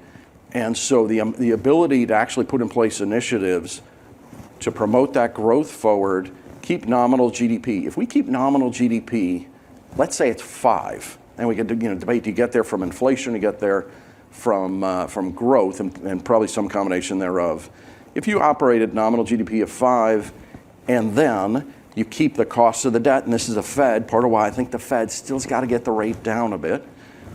You could operate, if we're running at 3.5 to 4 cost of debt, you slowly bring the debt down. By the way, it's pretty incredible. You think about how much debt and the size of these deficits the last couple of years, but it actually hasn't created a pernicious dynamic in terms of debt to GDP. Why is it? Because we grow so darn fast. As long as you keep promoting the growth, as long as you outrun the growth, then we'll be okay. And then we got to deal with, things like mandatory spend in this country, retirement age, et cetera. You can create a plan that you can get your arms around and say, gosh, this works. And what Mark said, the amount of money that's in private equity, private capital, public capital that wants to get in, I think about pension funds, life insurance companies, that want to fund long-durated assets that could be debt or equity, is pretty extraordinary. So meaning the point in time couldn't be any better. The environmental condition, the balance sheet needs to be fixed.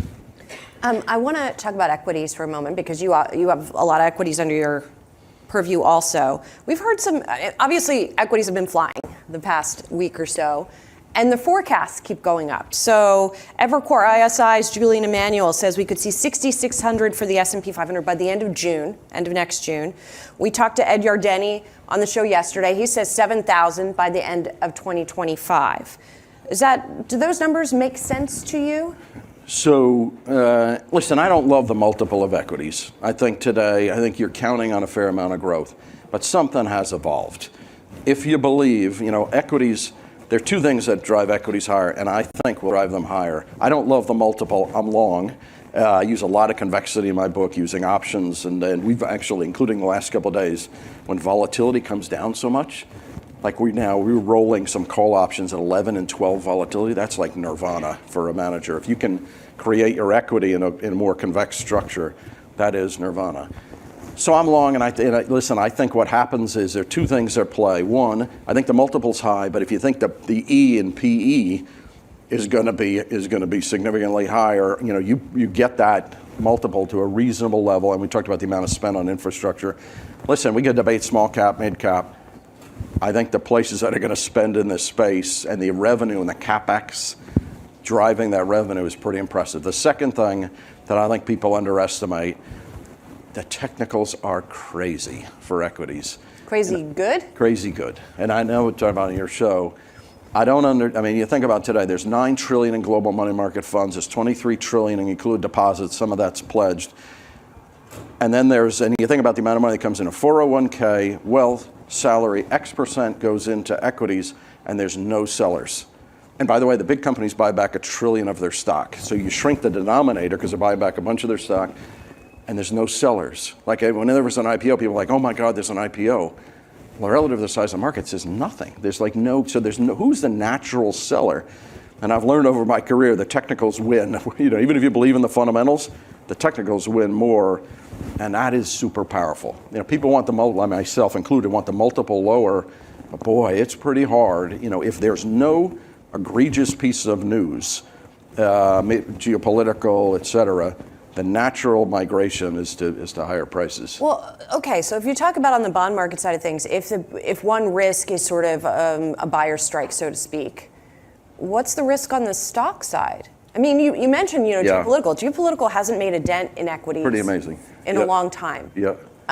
So earnings continue to grow. Revenue continues to grow. Yeah. You've got maybe better, fiscal policy that could be helpful for stocks. Yeah. What could go wrong then? So can we go back to the debt discussion? Sure. So that's the one. Like if you said to me, like what keeps you up, I don't do a lot of sleeping, but what keeps me up at night, the first thing is, listen, you got to watch the geopolitical, keep an eye on it. Like you say, people tend, unless it is huge, people say, okay, I've seen this before. And by the way, I've lost more money hedging over my career for geopolitical. And unless it's something dramatic, it doesn't really influence. Listen, how we play out this quote unquote strategic decoupling with China is going to be significant. Are we going to tariff?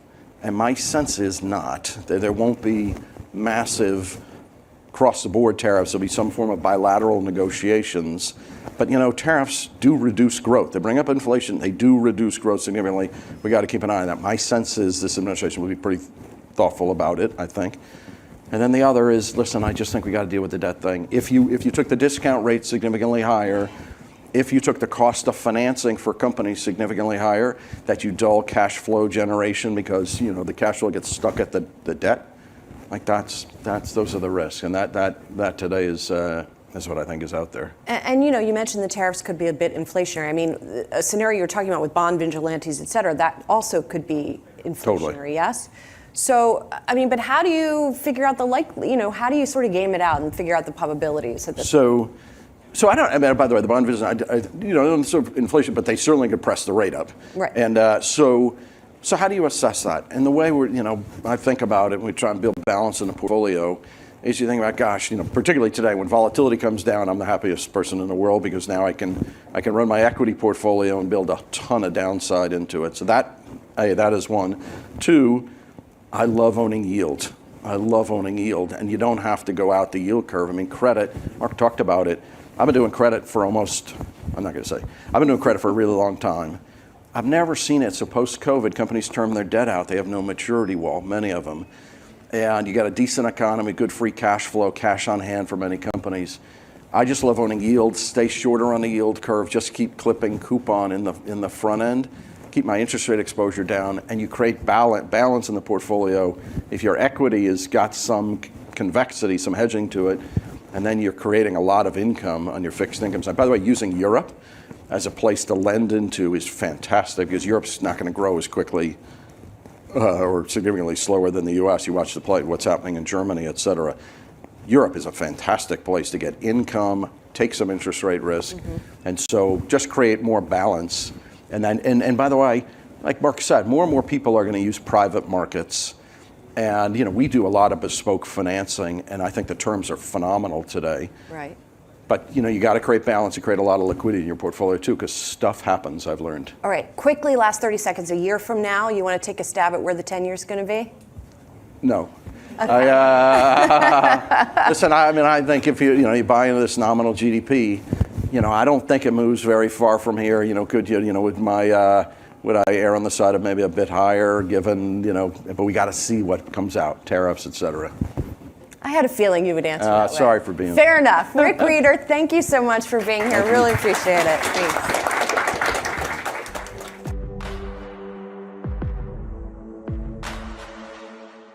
Arvind, it's great to have you here at Yahoo Finance Invest. Thanks so much for taking the time to join us here this afternoon. We've talked about so much here today when we talk about the state of the economy right now, investment in AI, the outcome of the election, obviously everything, all of that applying to IBM. So it's kind of tough to figure out where to start, but I think I'll start with the election because I think that touches on almost everything IBM maybe will be doing here over the next several years. I'm curious just how the results are influencing your strategy and how you're navigating the next 4 years. Yes, Shawna, first of all, it's great to be here and thank you for having me. Look, when I think about the election, one of the uncertainties that was weighing, I'd say, on the economy globally, if I go back 6 months ago, was elections. And what would the results be? And they could be of very different forms.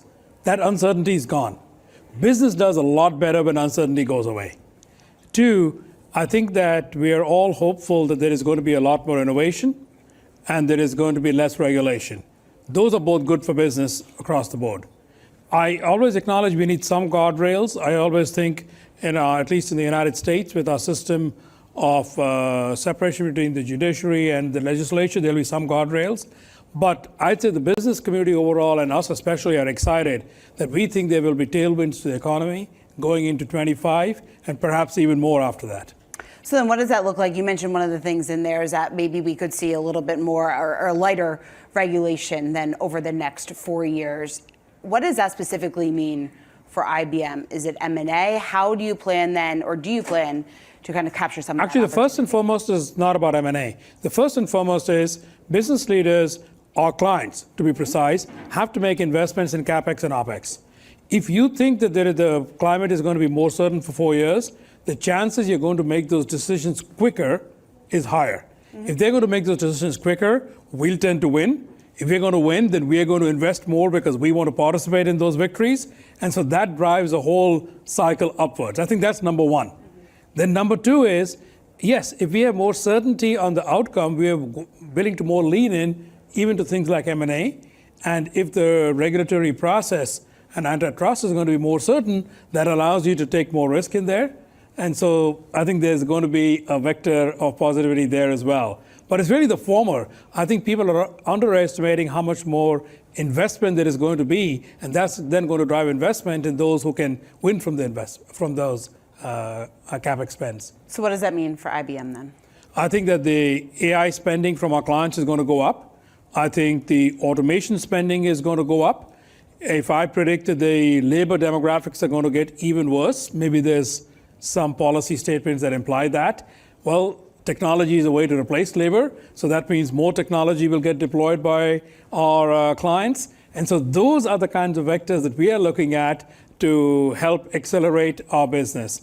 I also think that there is going to be more of an appetite for US technology globally, with maybe a couple of small exceptions. Maybe they're not so small, but those are already exceptions. I think with those put aside, I think there's going to be a lot more appetite to go invest in US technology from all over the globe. And you have a very unique view. You have the services side of the business, also the product side of the business. I'm curious, how are you seeing that just in terms of priority of spend here from your business clients, and how you see that shaping up here over the next several years? So we have a software business that's about half our total business. We have a hardware business that's about 20%, and services about 30%. Software has been on fire. 22, 23, 24, and I expect it to accelerate going forward into 25 and 26. So that is very clear when you think about products. On services, given what I talked about uncertainty, there has been a slowdown in the second half of 24. I expect that'll last a little bit into 25 because people are going to be deciding what kind of projects they want to do. And unlike sort of CapEx spending in products which you can turn on and off at a switch, labor-based spending tends to be sort of slow on the way down, but then slower on the way up. I expect somewhere mid-year, as people begin to say, we want to do these big transformations, that's going to speed up also. But probably it goes through a little bit of a slowdown. Not anything negative, not anything catastrophic, but just a bit of a slowdown, I think, for a few more months. Arvind, there certainly has been a lot of excitement surrounding your stock. Your shares aren't too far from an all-time high. You talk about the fact that there's a lot of momentum within IBM's business right now. I'm curious, how much of that do you see just in terms of continuing to drive that near-term momentum? How much of that do you see being cost-saving measures versus what you're seeing in terms of any incremental improvement that you're starting to see of revenue drivers and what that looks like? Look, anybody who runs a business, cost saving is never going to get you a big return except for a very small amount of time. At the end of the day, the only thing that motivates our investors is going to be revenue growth, and if cash flow growth can be higher than revenue growth. Because that means you're taking share, that means you're vibrant, that's the best way of judging are the products and services you're offering attractive to the market. I think that is what has really driven the stock. If I go look at it over the past year, and it's been sort of 3 years of hard work to get there, but that's what has driven it. And that is what is going to drive it going forward. For example, in software, we printed 10% growth in the last quarter, similar in the last few quarters. 7% of that is organic, meaning it's what we built ourselves. 3% of that is from M&A. I think that's going to be the engine that keeps powering the stock going forward. If I look at our services business, this is going to be partly just in its own right, but more importantly, because it's an integrated business, it helps deploy software faster. It helps deploy our Red Hat software, it'll help deploy AI software, it helps our customers take much more advantage of the mainframe. That's really what the consulting business does. And I actually think that in a long-term vector, consulting taking more advantage of AI, where digital and AI workers are sitting side by side with human workers, is actually going to be a big motivator of both margin and demand in that part of the business. Arvind, let's talk about your AI book of business because the numbers have been nothing short of impressive. You have 50% quarter-over-quarter growth that you saw within your AI book of business, right around $3 billion. I'm curious, where does IBM sit in relation to some of the other larger tech giants? So, one, we are not in a consumer business. So we have no particular desire to create a model or a set of applications that we put out on a website and go get subscribers and go get whether hundreds of millions or billions of people. That's just not our business model. We're a B2B company. Our clients are people like Bank of America or Verizon or Elevance or Aetna, etc. Those are our clients. So the AI we do is meant for enterprise. So that's kind of a first big difference. We both leverage other people's models, but we also build our own models. And you kind of ask the question, well, why do you build your own models? Because some of our clients would prefer to get indemnity. They would prefer to know there is no data of unknown origin in those models. And so in order to do all that, we have to look our clients in the eye and be able to give them those assurances, both in a contractual form and in an ethical form. Then we need to build our own models. But there are plenty of use cases where other models could also be useful. So we do an and. So we will work with Azure, we work with AWS, we work with Google, we work with all the big models around there. But we find that over half the demand comes for our own models because we offer those extra attributes. But we're not changing the multi-100 billion parameter models, what I'll call the extremely large models. Because even when we say small here, these are pretty large. I mean, by small, people talk about 30 billion parameters. 5 years ago, people would have started laughing at you if you did algorithms that were that big. So when we say small, it's more like 20, 30 billion parameter models that are great for a single task. I kind of say this a little bit, I'll say a little bit facetiously, but there is a lot of truth under it. If you have no idea what you're going to do, and you might be asking the model, please summarize an email, or please help compose an email, or translate a document from Finnish to French, or write me a haiku, or give me a small essay in the voice of Steinbeck, you probably need a very large model because you have no idea what it's going to do. If your question is simply, please read this document and tell me what are my 4 legal obligations, that is a much more precise and could be a much smaller model. We live in the latter world, not in the former world. So that's why we find that smaller models are as good. So you're not giving up anything on quality or accuracy. All you're doing is saying, can I run them a lot cheaper? So that's what we're after. By the way, just looking at our clients, I think customer experience, customer service, programming tasks, enterprise tasks, the ones that probably the audience finds a little boring and not so great to talk about, but there's a lot of money spent on them. Is it accounts receivable? Is it HR functions? Is it procurement? Is it supply chain? A not so random example, how many PFAS chemicals are in these 100,000 products that we make? Those are the kinds of questions that we love to answer using AI. You know, Arvind, I was going through a number of recent analyst notes here over the last several weeks, and one of the notes that stuck out to me is from Jeffrey's Brent Thill. He comes on Yahoo Finance's shows across the day quite frequently. And one of the things that he said is he's staying on the sidelines when it comes to IBM because he still has questions around the monetization of AI. What would your response be? Well, I think 3 billion speaks for itself. That would be my first answer. And since that is an SEC reported number, those of you who report numbers know that those are some things that you're quite careful about. The 50% growth quarter on quarter that you mentioned, by the way, our number was 0 15 months ago. So this $3 billion book of business has been built up over 15 months. So I think those things speak to itself. I mean, look, I mean, with Jeffries or with Brett or with anybody else, I think in the past you could have dinged us that we were not able to monetize or convert a lot of our research into actual dollars. I think the last 3 years have been quite different. And I think if we begin to look at our track record there of what we've been able to monetize is different.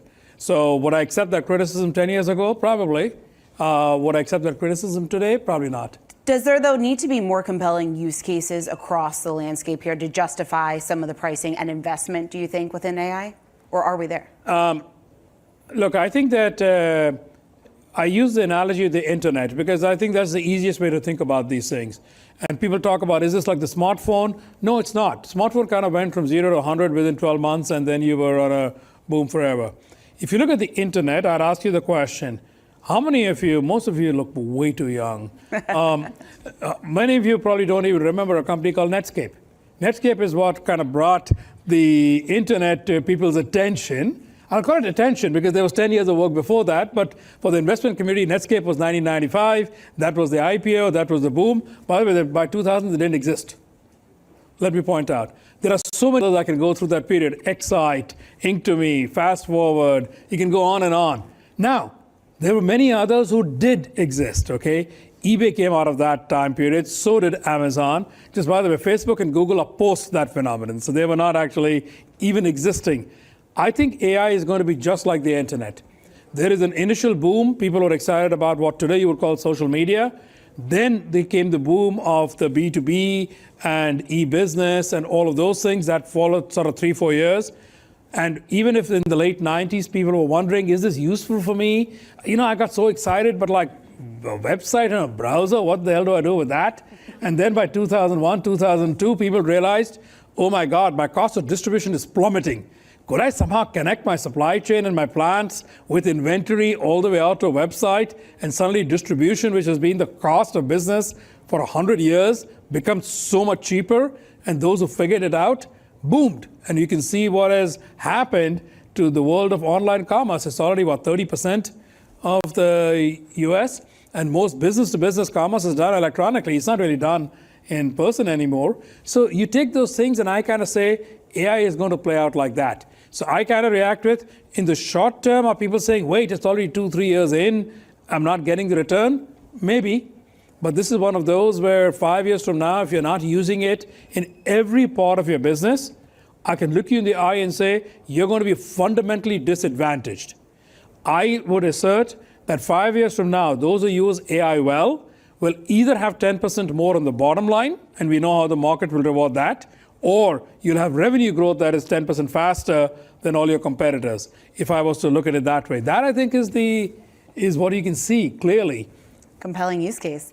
You talk about the increase in productivity. I think lots of questions about what ultimately that means then for the workforce. How do you see AI disrupting jobs? Look, is there going to be some level of change to jobs? Absolutely. So in our own case, if I look at some of our HR functions, we need far fewer people in some, not in those who are giving cognitive help to their teams. So if you're advising somebody on the team makeup, on what kind of gaps you have, how people should be developed, that's very much human, and I think will remain human. But simple tasks, write me a letter that verifies my salary and title. Why do I need a human for that? Those tasks are going to get taken over by AI. When you put that all together, I think that means 5-6% churn in jobs. Well, 5-6% is less than half or churn in any case. So it's easy to absorb that much. And by the way, if we are more productive, I believe we'll get more market share, which means we're going to need a lot more people in sales, in client-facing roles, in engineering, and in all the tasks that really create value. So there will be shift, I think, at that rate, 5-6%, from more repetitive tasks to more value creation jobs. And that's what then we should do. What do? We try to upskill our people to be able to ready for those jobs. So we put all of our people through AI training. We let them take advantage of how they think AI will impact their role. And there's excitement around it. I mean, over 80% of our people participate in those upskilling criteria. Are you at all facing a talent shortage? And I bring that up in the context of obviously lots of focus around immigration policy, what that's going to look like under Trump. If we do see significant change, does that potentially exacerbate the issue that's already at hand? So there's always 2 to 3 ways to look at it. Number one, I'll answer directly. Is there a lack of talent, more than the word talent shortage? Absolutely. I mean, I don't need to say that. You all know it. Cyber, 500,000 jobs are left unfulfilled. In programming, we can debate, is it 3 million, 4 million, 5 million jobs that are left unfulfilled. So I think for high-skilled jobs, there is a severe shortage of talent. I think we should accept that. We shouldn't debate that. I go upstate New York. People there talk about not being able to get enough workers to do jobs on farms and factories and to service the towns. So it's more than even our high-skilled jobs. There's a lack of talent. Now, it's more than immigration. The entire world, other than Africa, is now losing people. Right? China's losing people, South Korea is losing people, Japan is losing people, Europe is losing people because birth rates have come down. If birth rates have come down, there is going to be a lack of people on the globe, put aside the US. So we all have to learn how to leverage technology to do some of the jobs that people used to do in the past. I think there's no way around that. Then you have to then leverage talent where it is. So you can do some things offshore, you can do some things onshore. There are many things that will always remain onshore, but then how do you get more out of the people, and how can you punt the tasks that don't need people to machines? Arvind, there's much more, a couple of follow-ups I want to ask you, but we're running out of time, and I quickly want to get to just your personal story, because you started with IBM decades ago, worked your way up through the company, and I'm curious what you've made of the evolution of IBM during that time, and what makes you so excited about the next 5 to 10 years? Yeah. So Sean, I was referring to, I've had more than 3 decades at the company. I know that's unusual nowadays, but I've loved it. Look, it's very simple. You got to go back to your core value. What is our core value? We deploy technology that improves our client's business. So if you go back to that core, then you say, obsess about the client, focus on innovation. We can't do everything. We have picked AI and hybrid cloud as the vectors we're going to compete in right now. Put all your eggs in those baskets, and then produce great technology and great experts that can help our clients deploy those two to benefit their business. It's really kind of that simple. Not so simple to do, but simple to say. You can say. And your smile says it all, the excitement on your face. Arvind, it was great to have you here. Thank you so much for taking the time. We appreciate it.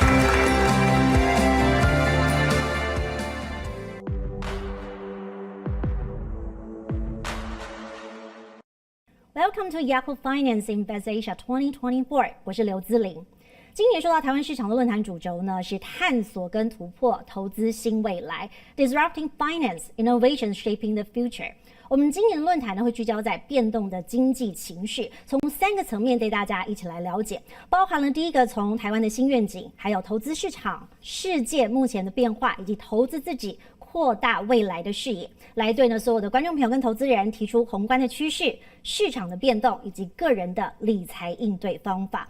但说到了个人，我们今天的现场来到一位非常重量级的贵宾，她是台湾呢民营寿险业的第一位女董座，同时呢也是在个人理财上面非常有心得的一位董事长。欢迎全球人寿的董事长林文慧，林董你好。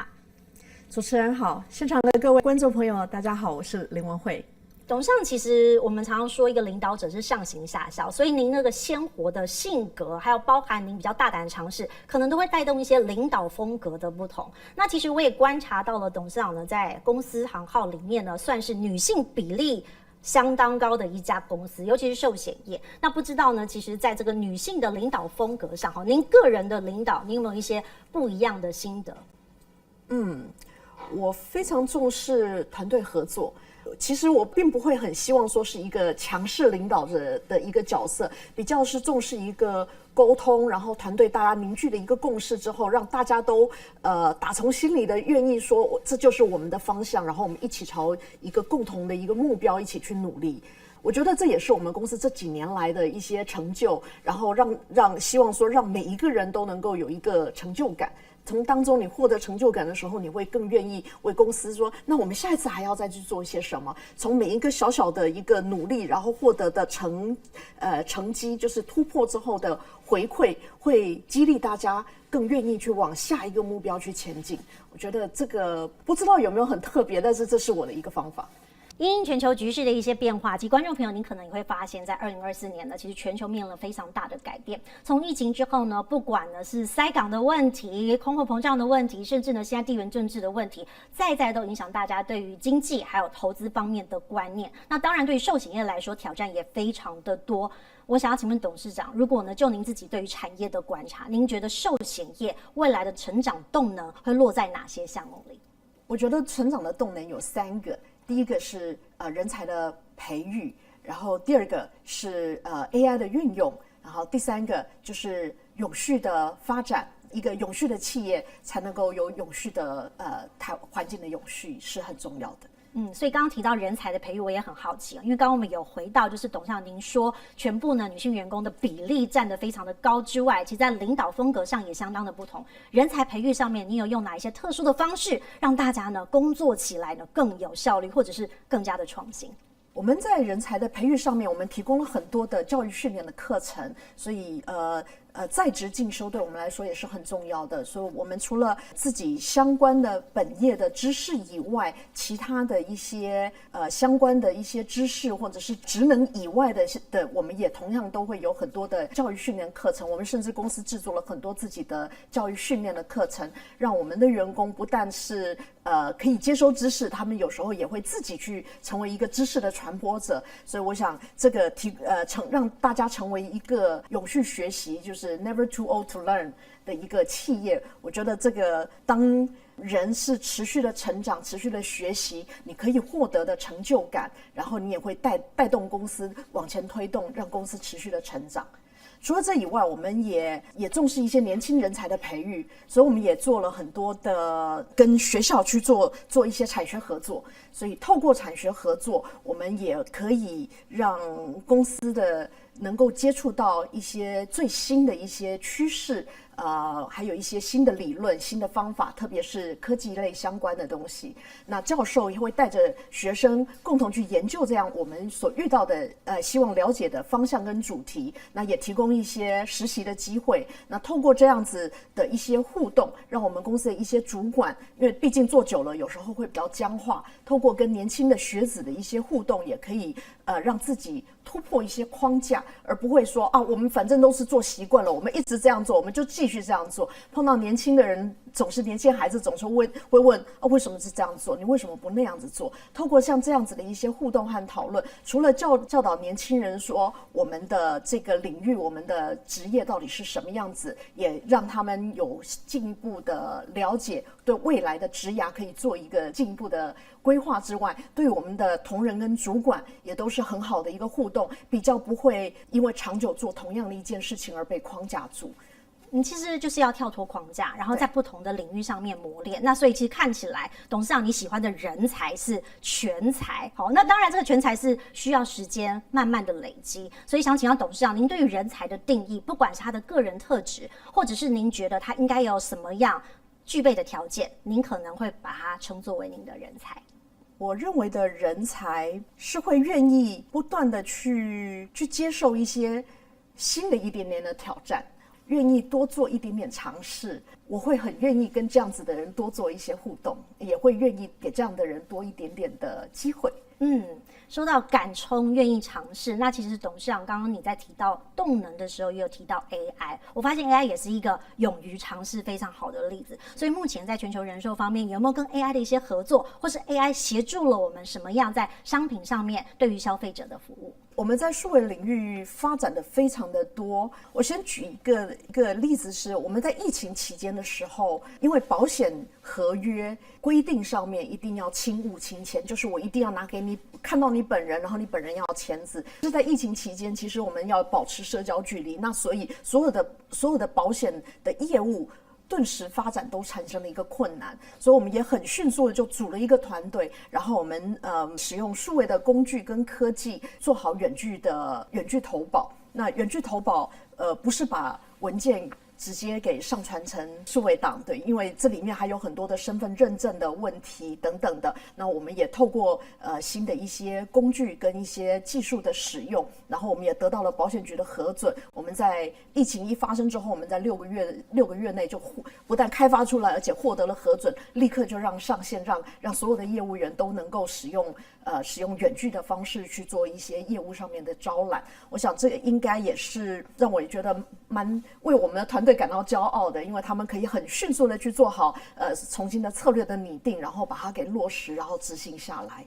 所以我觉得董事长看的长远这个角度来说，其实我们透过数位工具让公司呢更往前迈进了一大步。那刚刚讲的另外一个动能，其实也跟这个数位有关，也就是绿色、永续跟 ESG。那您怎么来回应目前呢在寿险业跟 ESG 相关这部分，我们要如何来着手，才能呢确保就是大家在未来的发展方向？我们公司在 ESG 其实做了很长久的一些投入，其实大家都比较熟悉的应该是我们在棒球领域上面的一些赞助，那我们后来也延伸到篮球，我们不是只有做直篮直棒的一些赞助，我们对于一些基层的篮球以及棒球，还有离岛跟偏乡一些比较资源匮乏的地方，我们也做了很多的投入，协助孩子们去除了占据他们的用具以外，我们把教练给带到当地去做一些实地的训练。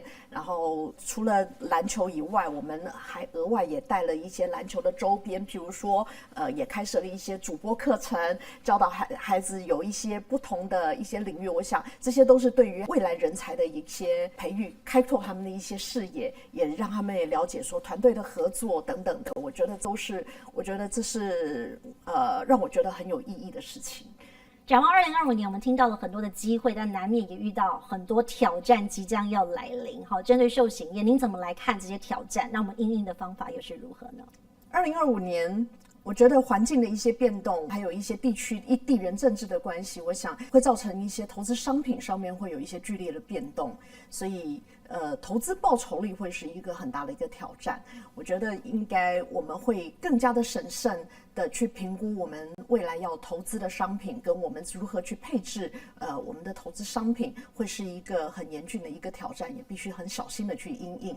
另外，我们会去因应的方式是，也会因为高龄化的社会，所以我们也会去开发更多的符合高龄需求的医疗以及照护相关的商品，去弥补补足这个市场的这个需求的这个样子的一个缺口。那刚刚讲到是机会也是挑战的，可能就是 AI 了。因为过去我们在做保险商品的时候，我们对于这个人的互动觉得相当的有价值，我觉得这也是保险业的核心价值之一。但是呢，在数位时代来临，虽然在疫情造成很多方便性，但是大家也不免觉得好像缺乏了一点温度。我们怎么样在这个人与人之间的温度上面来做一些调整呢？我觉得保险业未来还是以人为主要的一个行业。我想 AI 或许会取代一些，但是它还是主要还是一个人，它还是需要用人来去服务的。所以我觉得 AI 它会去运用的一个领域，应该是成为一个好用的工具，而不是取代人的部分。就譬如说我刚刚提到的远距投保这样子的一个工具，它并没有取代寿险业务员，它只是一个媒介，一个工具。那我们也会非常审慎的去评估，接下来我们要如何去导入这些数位工具 AI 的部分。它的投资有可能是可以是无上限，但是我们的资源不是无上限，所以我们要怎么样去分配我们的资源，在这个投资在这上面能够有一个有效的一个回馈，我觉得也是很需要审慎的去做了一个策略上面的。那我们的方向会着重在这样子的导入能不能够提供更好的服务，来去做我们评估是不是要去导入的一个部分。譬如说，我们有一个我们有一个业务员的一个工具，它会是它甚至还获得了德国 IF 设计奖。它是一个很人性化的界面，让它是一个好用的工具。那这也会是一个我们投入的一个方向，或者是透过 AI 来去在客服上面的一些运用，让我们的接听电话的同仁和我们的客户之间，是不是有时候会有一些沟通上面，或者是资料的搜寻上面能够更迅速，或者去整理，透过大语言的模型去汇整的资料，让我们的客服人员可以更迅速的去回复客户所询问的一些问题。我觉得这都是会是一个好用的工具，但是它都没有取代人的服务。那我想最有温度的还是人。林董事长提到了不同的这个人生阶段，其实会有不一样的需求。那我相信呢，在这个林董事长小时候，其实也曾经对于这个理财的路上比较懵懂，所以相信呢，每个人心中都有一个 role model 模范人物。那过去其实，在很多的报章杂志上，大家也发现了，其实这个 role model 就是林董事长的爷爷。好，为什么会是这样呢？而当初他给你什么样一个形象？我小时候其实常常跟阿公阿妈在一起，所以从他们身上都学到了很多。所以我们很多的时候，其实很多日常生活中常常都有很多的耳濡目染，然后阿公一直都是我的一个偶像，所以确实也从他身上学到很多，也觉得永远都有点追不上他的脚步的感觉。阿公是做了什么样特殊的方式，尤其是在金钱观或者是使用上面，给你有一个特殊的印象，让你觉得哦，原来我应该要这样做，才会让我的人生未来会比较没有后顾之忧。我记得我小时候过年的时候，阿公都会给红包、压岁钱。那我们每次收到这些压岁钱的时候呢，阿公总是会说，钱给你是给你运用的，好，但是有一个原则，他希望你花掉的大概占你收到的1/3，三成，然后你有7成应该是拿来做储蓄，或者是拿来做投资，让你的资产可以持续的增长。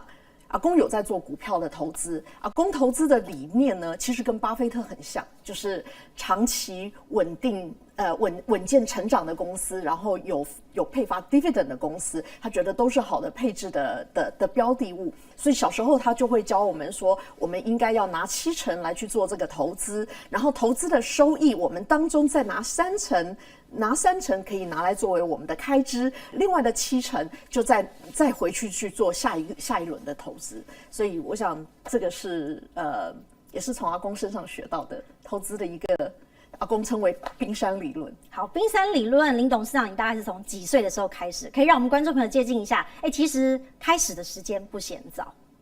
不嫌早，我记得那时候应该还没上中学吧，不记得什么时候开始听到的。那所以当时是怎么样去身体力行这件事情？比如说，给长辈帮你投资吗？还是说，你就开始来接触一些金融商品，先来研究，等到有能力的时候再慢慢的买进？我记得很小的时候，家里就有帮我开设投资账户。哇，那时候其实最简单的，那时候买的都是台波股。到后来慢慢长大了之后，才开始自己才会学着去看财务报表的时候，才会慢慢的去接触、去了解、看看其他公司这样子。所以最后的一点点时间，我们也希望呢，综合今天不管是在人生的经验，或者是您在寿险业的经历，还有包含了人生的规划，都希望给观众朋友的一些比较精简，而且呢可以奉为人生理财守则的内容。所以可以请董事长分享一下，您会怎么样建议大家做理财的规划？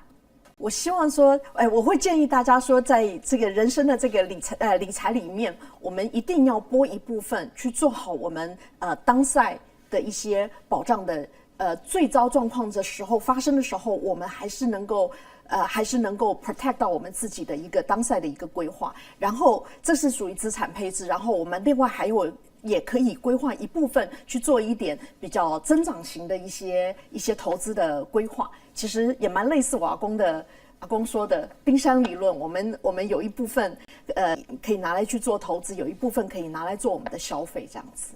投资自己，所以呢，其实累积自己未来的财富，也希望呢，在这个自我人生的道路当中，可以规划出很好的未来。也希望呢，借鉴联会董事长今天分享的经验，让大家有更多的收获。今天非常谢谢您的分享，也欢迎呢大家持续的锁定呢 Yahoo Finance Invest Asia 2024，有更多的内容我们会再提供给您。希望您下次呢继续的收看相关的各种类型节目。我是刘姿玲，我们再会。谢谢。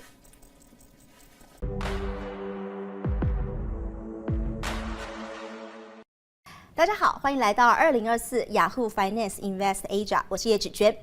今年台湾的论坛主轴，我们定调在探索与突破，投资新未来 ，Disrupting Finance Innovations Shaping the Future。我们将聚焦在变动的经济情势之下，从台湾新愿景、投资市场，还有投资自己3个面向来带大家提出宏观的趋势、市场变动及个人理财的应对方式。一开始想要先问问大家，疫情过后你出国了几次呢？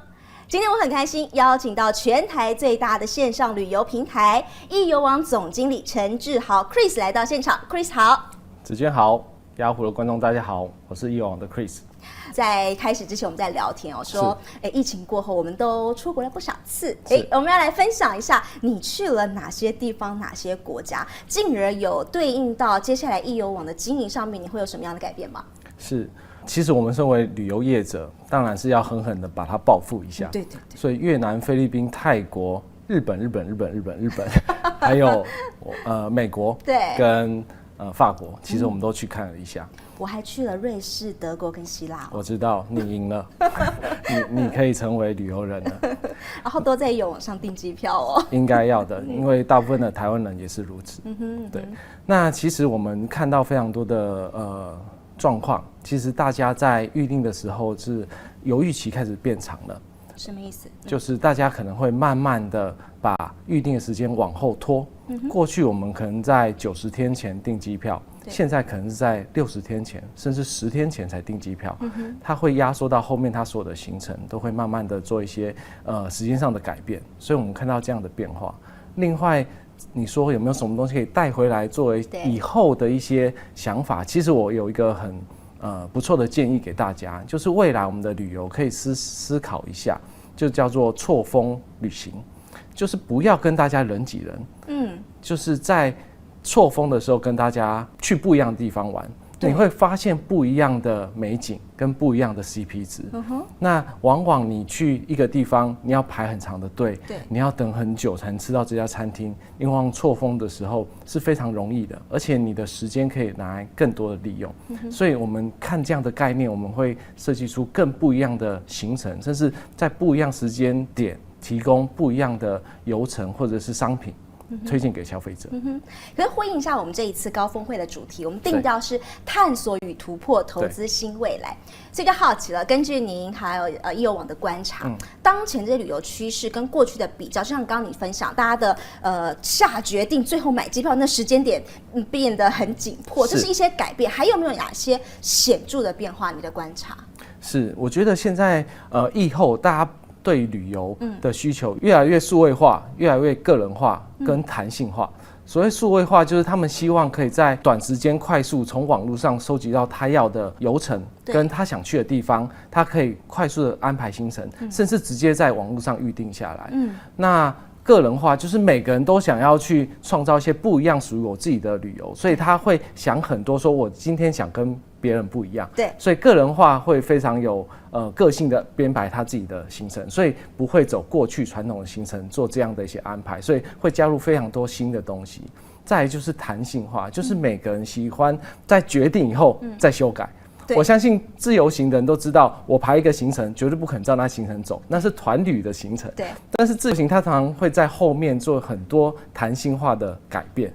比如说我突然在 IG 上滑到一个人说，今天去日本某一个市里面可以盖这个租印，他可以发大财，我就想把它加到我的行程上去，所以我就会改变我整个行程。所以弹性化就很重要。所以在我们提供线上的数位平台这样的商品，就必须要提供给客人数位化、个人化、弹性化的选项，这会变成我们接下来的一些经营重点。就比如说，可能在订房上面一定要能够稍微弹性一点的取消政策，是对类似这样的行程。而且是现在大家常说，我们出国玩或什么，我们现在要买的是一个体验，买一个回忆。所以现在大家好像对于体验这件事情也越来越讲究了。好啦，那除了这样的之外，其实现在还有一个新的旅游的形态，我们称之为叫做绿色旅游、永续旅游。我记得我之前曾经去参加过一个，那是旅行团，那时候我们是去到花莲，整趟我们就是标榜所有的餐具或者是所有的他都不提供，我们矿泉水都没有，我们要自己带。然后饭店里头也通通都是没有什么牙刷等等都要自己带。然后他在过程当中，我觉得比较有意思的是，整趟行程完成之后，他会告诉我们说，我们这趟行程可能减了多少碳，他有算出来，那足迹有算出来。我觉得好像真的是现在的一个旅游的趋势，不知道在易游网这边有没有响应或是推动这股趋势？是的，以旅游业者来说 ，CSR 跟 ESG 都是我们非常重视的东西，所以永续旅游是我们一直在推广的，包含我们自己的旅行团出游的时候是已经不提供一次性的瓶装水，甚至我们会跟非常多台湾在地的业者合作，包含绿色餐厅啊、绿色景点啊，甚至我们会谈非常多的饭店提供绿色的住宿，也就是不提供一次性的备品。然后大家都会想说，那我这样响应到底好处在哪里？我们当然也帮消费者争取到好处，当然要有优惠啊！参加这样的东西，你的房价可以优惠啊，你的行程可以得到不一样的体验啊，这就是我们想要提供给消费者。进而我们跟我们的合作厂商，其实很多人在出游过去的时候，可能高铁、台铁都是拿纸本票券的。那我们现在在推动，希望我们把它全部改成电子化，用 App 来解决这所有问题。所以你只要用电子化的票证，你就可以进出台铁高铁，那其实就可以减除非常多的，比如说我们的数目的砍伐，甚至提高非常多的旅客方便性。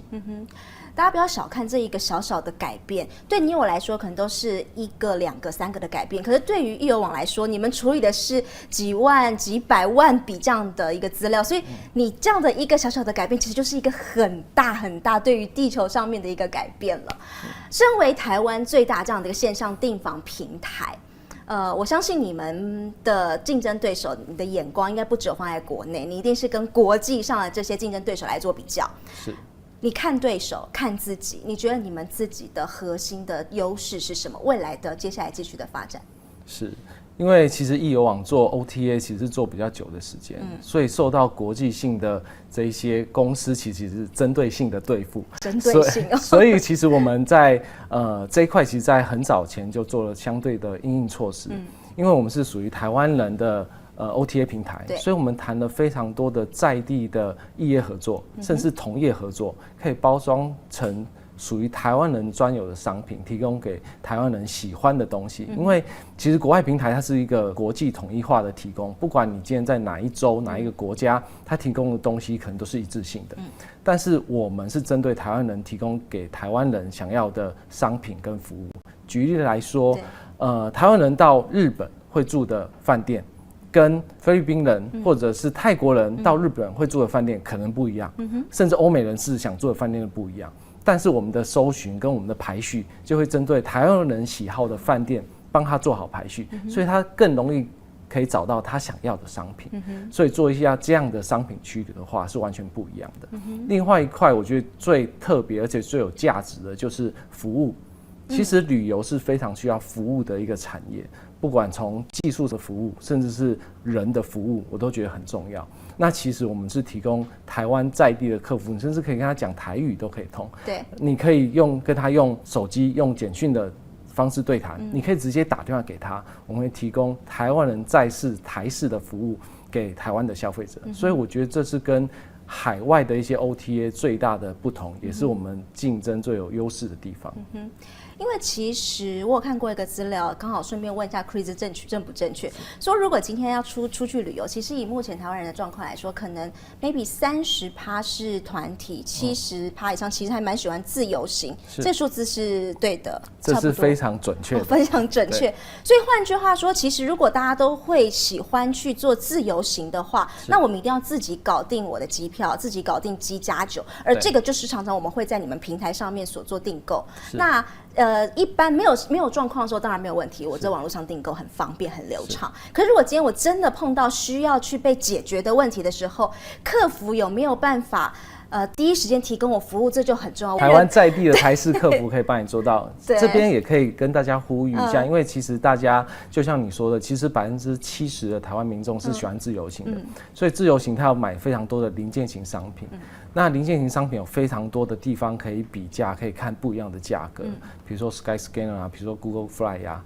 但是我希望大家还是可以买台湾的厂商，不管去哪里比价都可以，不管你买什么也都没问题，尽量还是买台湾厂商，因为其实台湾对台湾自己的保护措施跟服务措施绝对是做得更好的，对，所以这个是可以让自由行的爱好者可以多使用这样的一个服务。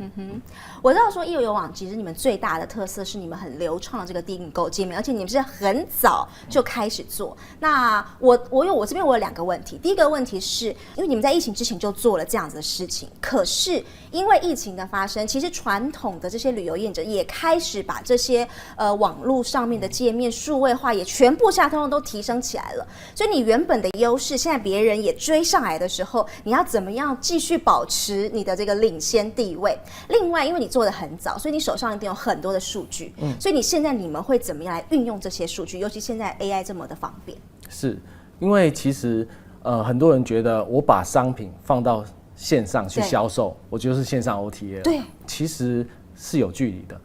当我们可能20年前开始做这件事情的时候，我们是领先的。对，但是现在我们还是做同样的事情，但是其实中间的细节跟细致度是差非常多的。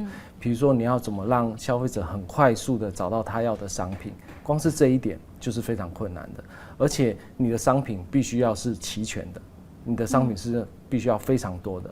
所以为什么说我们是一个平台业者，就是我们的商品往往是综合了整个市场上的商品都在我们家可以找得到，消费者可以用最快的速度找到最多的东西，选择他要的。那其实这个其实就是我们跟其他人差距不一样的地方。另外，因为其实这做了20几年，其实它的数据量累积是非常多的。对。那其实我觉得 AI 是大家在讲的一个议题，并不是字面上冠上 AI 就有 AI。原因是要看你怎么去使用你自己收集到的数位量，用 AI 的模式产生出对消费者有利的东西。你们怎么用？就像我们分2个方式用，一个是用在我们的行销推广上。我们可以针对每个人的喜好做客制化、个人化的推播，让他很容易找到他要的东西。比如说，你就是喜欢吃甜点，我就是喜欢吃卤肉饭，所以我们会看到东西往往会是不一样。当然，你就是可能喜欢住度假村的，我可能喜欢住 Airbnb，所以当然我们会出现的东西会不一样。当有客制化的时候，消费者满意度跟它的转换率就会提高了。有客制化的之后，大家的买单程度就提高了。当然，就是它的转换率会提高非常多。第二就是在服务品质上，因为我们有累积这么多的数据，我们知道消费者大概想要问什么东西，或者是他哪些是紧急的，哪些是可以再缓缓的。其实做这样 AI 或者是数据化的分析，我们可以更快的提供消费者更及时的服务。所以在AI 的运用上，其实是必须要累积一定的数量，才能利用 AI 的技术把这样的服务提供给消费者。所以 Chris 很有把握，就是我们可以继续领先很多年没有问题，不是单单的刚刚所说的把东西放到了网站上就叫数位化，没有这么简单。我们希望我们可以继续领先，但是其实我们每天都非常努力在找还有没有可以优化的地方。就像我们在做数位行销，所有东西都没有一定对的，你必须先试优化，再试再优化。那其实我们每天都在做这样的功能的优化，从行销的推广到产品功能 UI、UX， 甚至消费者反馈的体验，我们在每天的不停的优化，那才能希望可以继续保持领先。再来也继续好奇的是，在疫情过后，很多人说，因为大家都飞出国了嘛，刚才讲说，大家都飞了好几次在国外，所以因此好像造成我们国内的国旅市场有一点点稍稍的衰退的情况。就你的建议，你会觉得目前这些业者他要如何来应对这个挑战呢？是，老实说，现在目前的国旅市场是真的还没有恢复。那原因其实有几个面向，第一个面向就是当大家在台湾被关了很久的时候，可以出去了，大家会非常一窝蜂的往外面跑嘛。对。那这是通常是2年的时间，它会有一个报复性的海外旅游。那好消息是好像快走完了这个2年，到今年9月30号刚好满2年。OK。所以我觉得整个市场会回归到一个正常的状态。另外就是台湾的国旅市场其实非常受到天灾的影响，比如说地震啊，或者是一些土石流啊，其实都会造成国旅的一些变动。所以我觉得国旅市场还是非常看好的，而且我们会持续的投入针对一些台湾的特定资源来做一些包装。那我觉得从台湾的订房量其实一直都没有衰退这么多的状况看起来，其实台湾人还是很喜欢在台湾游玩的。OK。对，所以我们家除了在卖全球的订房以外，其实在台湾订房的这一块，其实我们也合作非常的深，跟非常多的饭店业者在洽谈这样的问题的时候，其实大家对明年是非常看好的。所以你们给出的解方会是什么呢？就是你觉得有多怎么样的包装，大家会更买这个国内的单？因为其实国外就像我们刚刚说的，都已经做到非常弹性了。对，其实在国内应该要更弹性。所以你可以先定下你的饭店，可以在最后面再付款，甚至你可以很动态的调整你的行程，而且你必须要创造出很多新的台湾亮点，让人家想要去打卡，想要去分享。那我觉得这样才会把国内的国旅市场慢慢给带起来。对，因为国内的自由行的比例又比国外高非常多。当然，对，所以国内自由行比例高的时候，你要给他更多的元件、更多的选择、更方便快速的订购模式，那才能让台湾人愿意来这边消费，愿意来支持。对。好，最后一点的时间，想要来问一下 Chris 哦，针对我们雅虎的年轻的读者，有没有一些建议？譬如说，我们常常都说利用旅行来更认识自己，然后扩展我们的视野。好奇，Chris 有没有来告诉我一下，有没有一个人生当中一定要去的地方，一定要尝试的一次的旅行？有，超多地方都一定得去的。这太标准制式化的，来多一点。但是我觉得每个人都得找出自己的旅游模式，创造自己的旅游体验。我觉得可以把旅游这件事情是现在大家都喜欢的，加上每个人的喜好。因为每个人喜好不一样，有人喜欢建筑，有人喜欢美食，有人喜欢品酒。针对你的喜欢加入在你的旅游元素里面，就可以创造出属于你自己的旅行体验。那我觉得这是非常棒的。比如说你非常喜欢建筑，你就值得去日本的濑户内海，去感受安藤忠雄的建筑之美，加上可以吃非常多的美食。那你就会跟一般人去濑户内海的艺术季感受会是不一样的。比如说你非常喜欢喝清酒，你就应该去日本各地去造访清酒的酒造，去体验它现场酿出来清酒，跟你平常在家买到的有什么不一样。那就把你的喜好加入旅游体验里面，那就是绝对不同的。对，所以我觉得这个没有一定答案，看你喜欢什么，将会成就不一样的旅游体验。我很好奇，Chris， 其实说，我们每个人应该都还蛮喜欢旅游，这是一个很开心的事情。可是，如果当旅游对你来说是你的工作的时候，我不知道现在的你怎么样看旅游，因为对你来说，现在旅游是工作。你对旅游的一个想象，现在旅游对你来说是什么呢？我觉得还是一个非常棒的体验。其实，就像刚刚说的，我有我自己的喜好，我的旅游过程中会把我非常多的喜好加在里面，并且分享给我的亲朋好友，甚至分享在网络上，让人家可以有同样的体验。所以旅游对我来说是非常多的想法 idea 的累积，我可以创造出更多不一样的旅游点、行程或者是玩法。比如说过去的台湾人自由行很多是单点进出的，对。那其实现在你可以用更有弹性的机票的选择，你可以是多点进出，甚至是 A 点进 B 点出，你这样玩的东西就会更不一样，你这样看的东西就会更丰富。所以我觉得对我来说是一种 idea 的累积，跟再充电、疲劳的恢复，我觉得旅游对我来说还是非常美好的事情。好，今天再次谢谢 Chris 哦。谢谢。从疫情过后的时候呢，我们发现旅游其实对于我来说呢，感受都好像也都不一样了。今天透过 Chris 也分享了疫后旅行市场当中有哪些不一样的一些地方。重点是出去走一走，不管是可以看看这个世界，扩展自己的视野，其实在投资的角度上，我们也可以从中来找商机哦。谢谢 Chris， 谢谢，谢谢。感谢您收看今天Yahoo Finance Invest Asia 直播节目，也谢谢这一次与会的重量级贵宾们，包含台湾证券交易所董事长林修明、星展银行台湾总经理黄思翰、野村投信投资策略部副总经理娄克旺、全球人寿董事长林文慧、易游网总经理陈志豪。今年的论坛目标是要为投资者提供宏观经济趋势、市场动态和个人理财规划策略与见解，以因应不断变化的环境。再一次感谢所有观众朋友今天的收看，也希望你们喜欢今年的论坛内容。最后请记得Yahoo Finance与每一位投资者同在，协助为您做出最佳的财务决策。我们再会。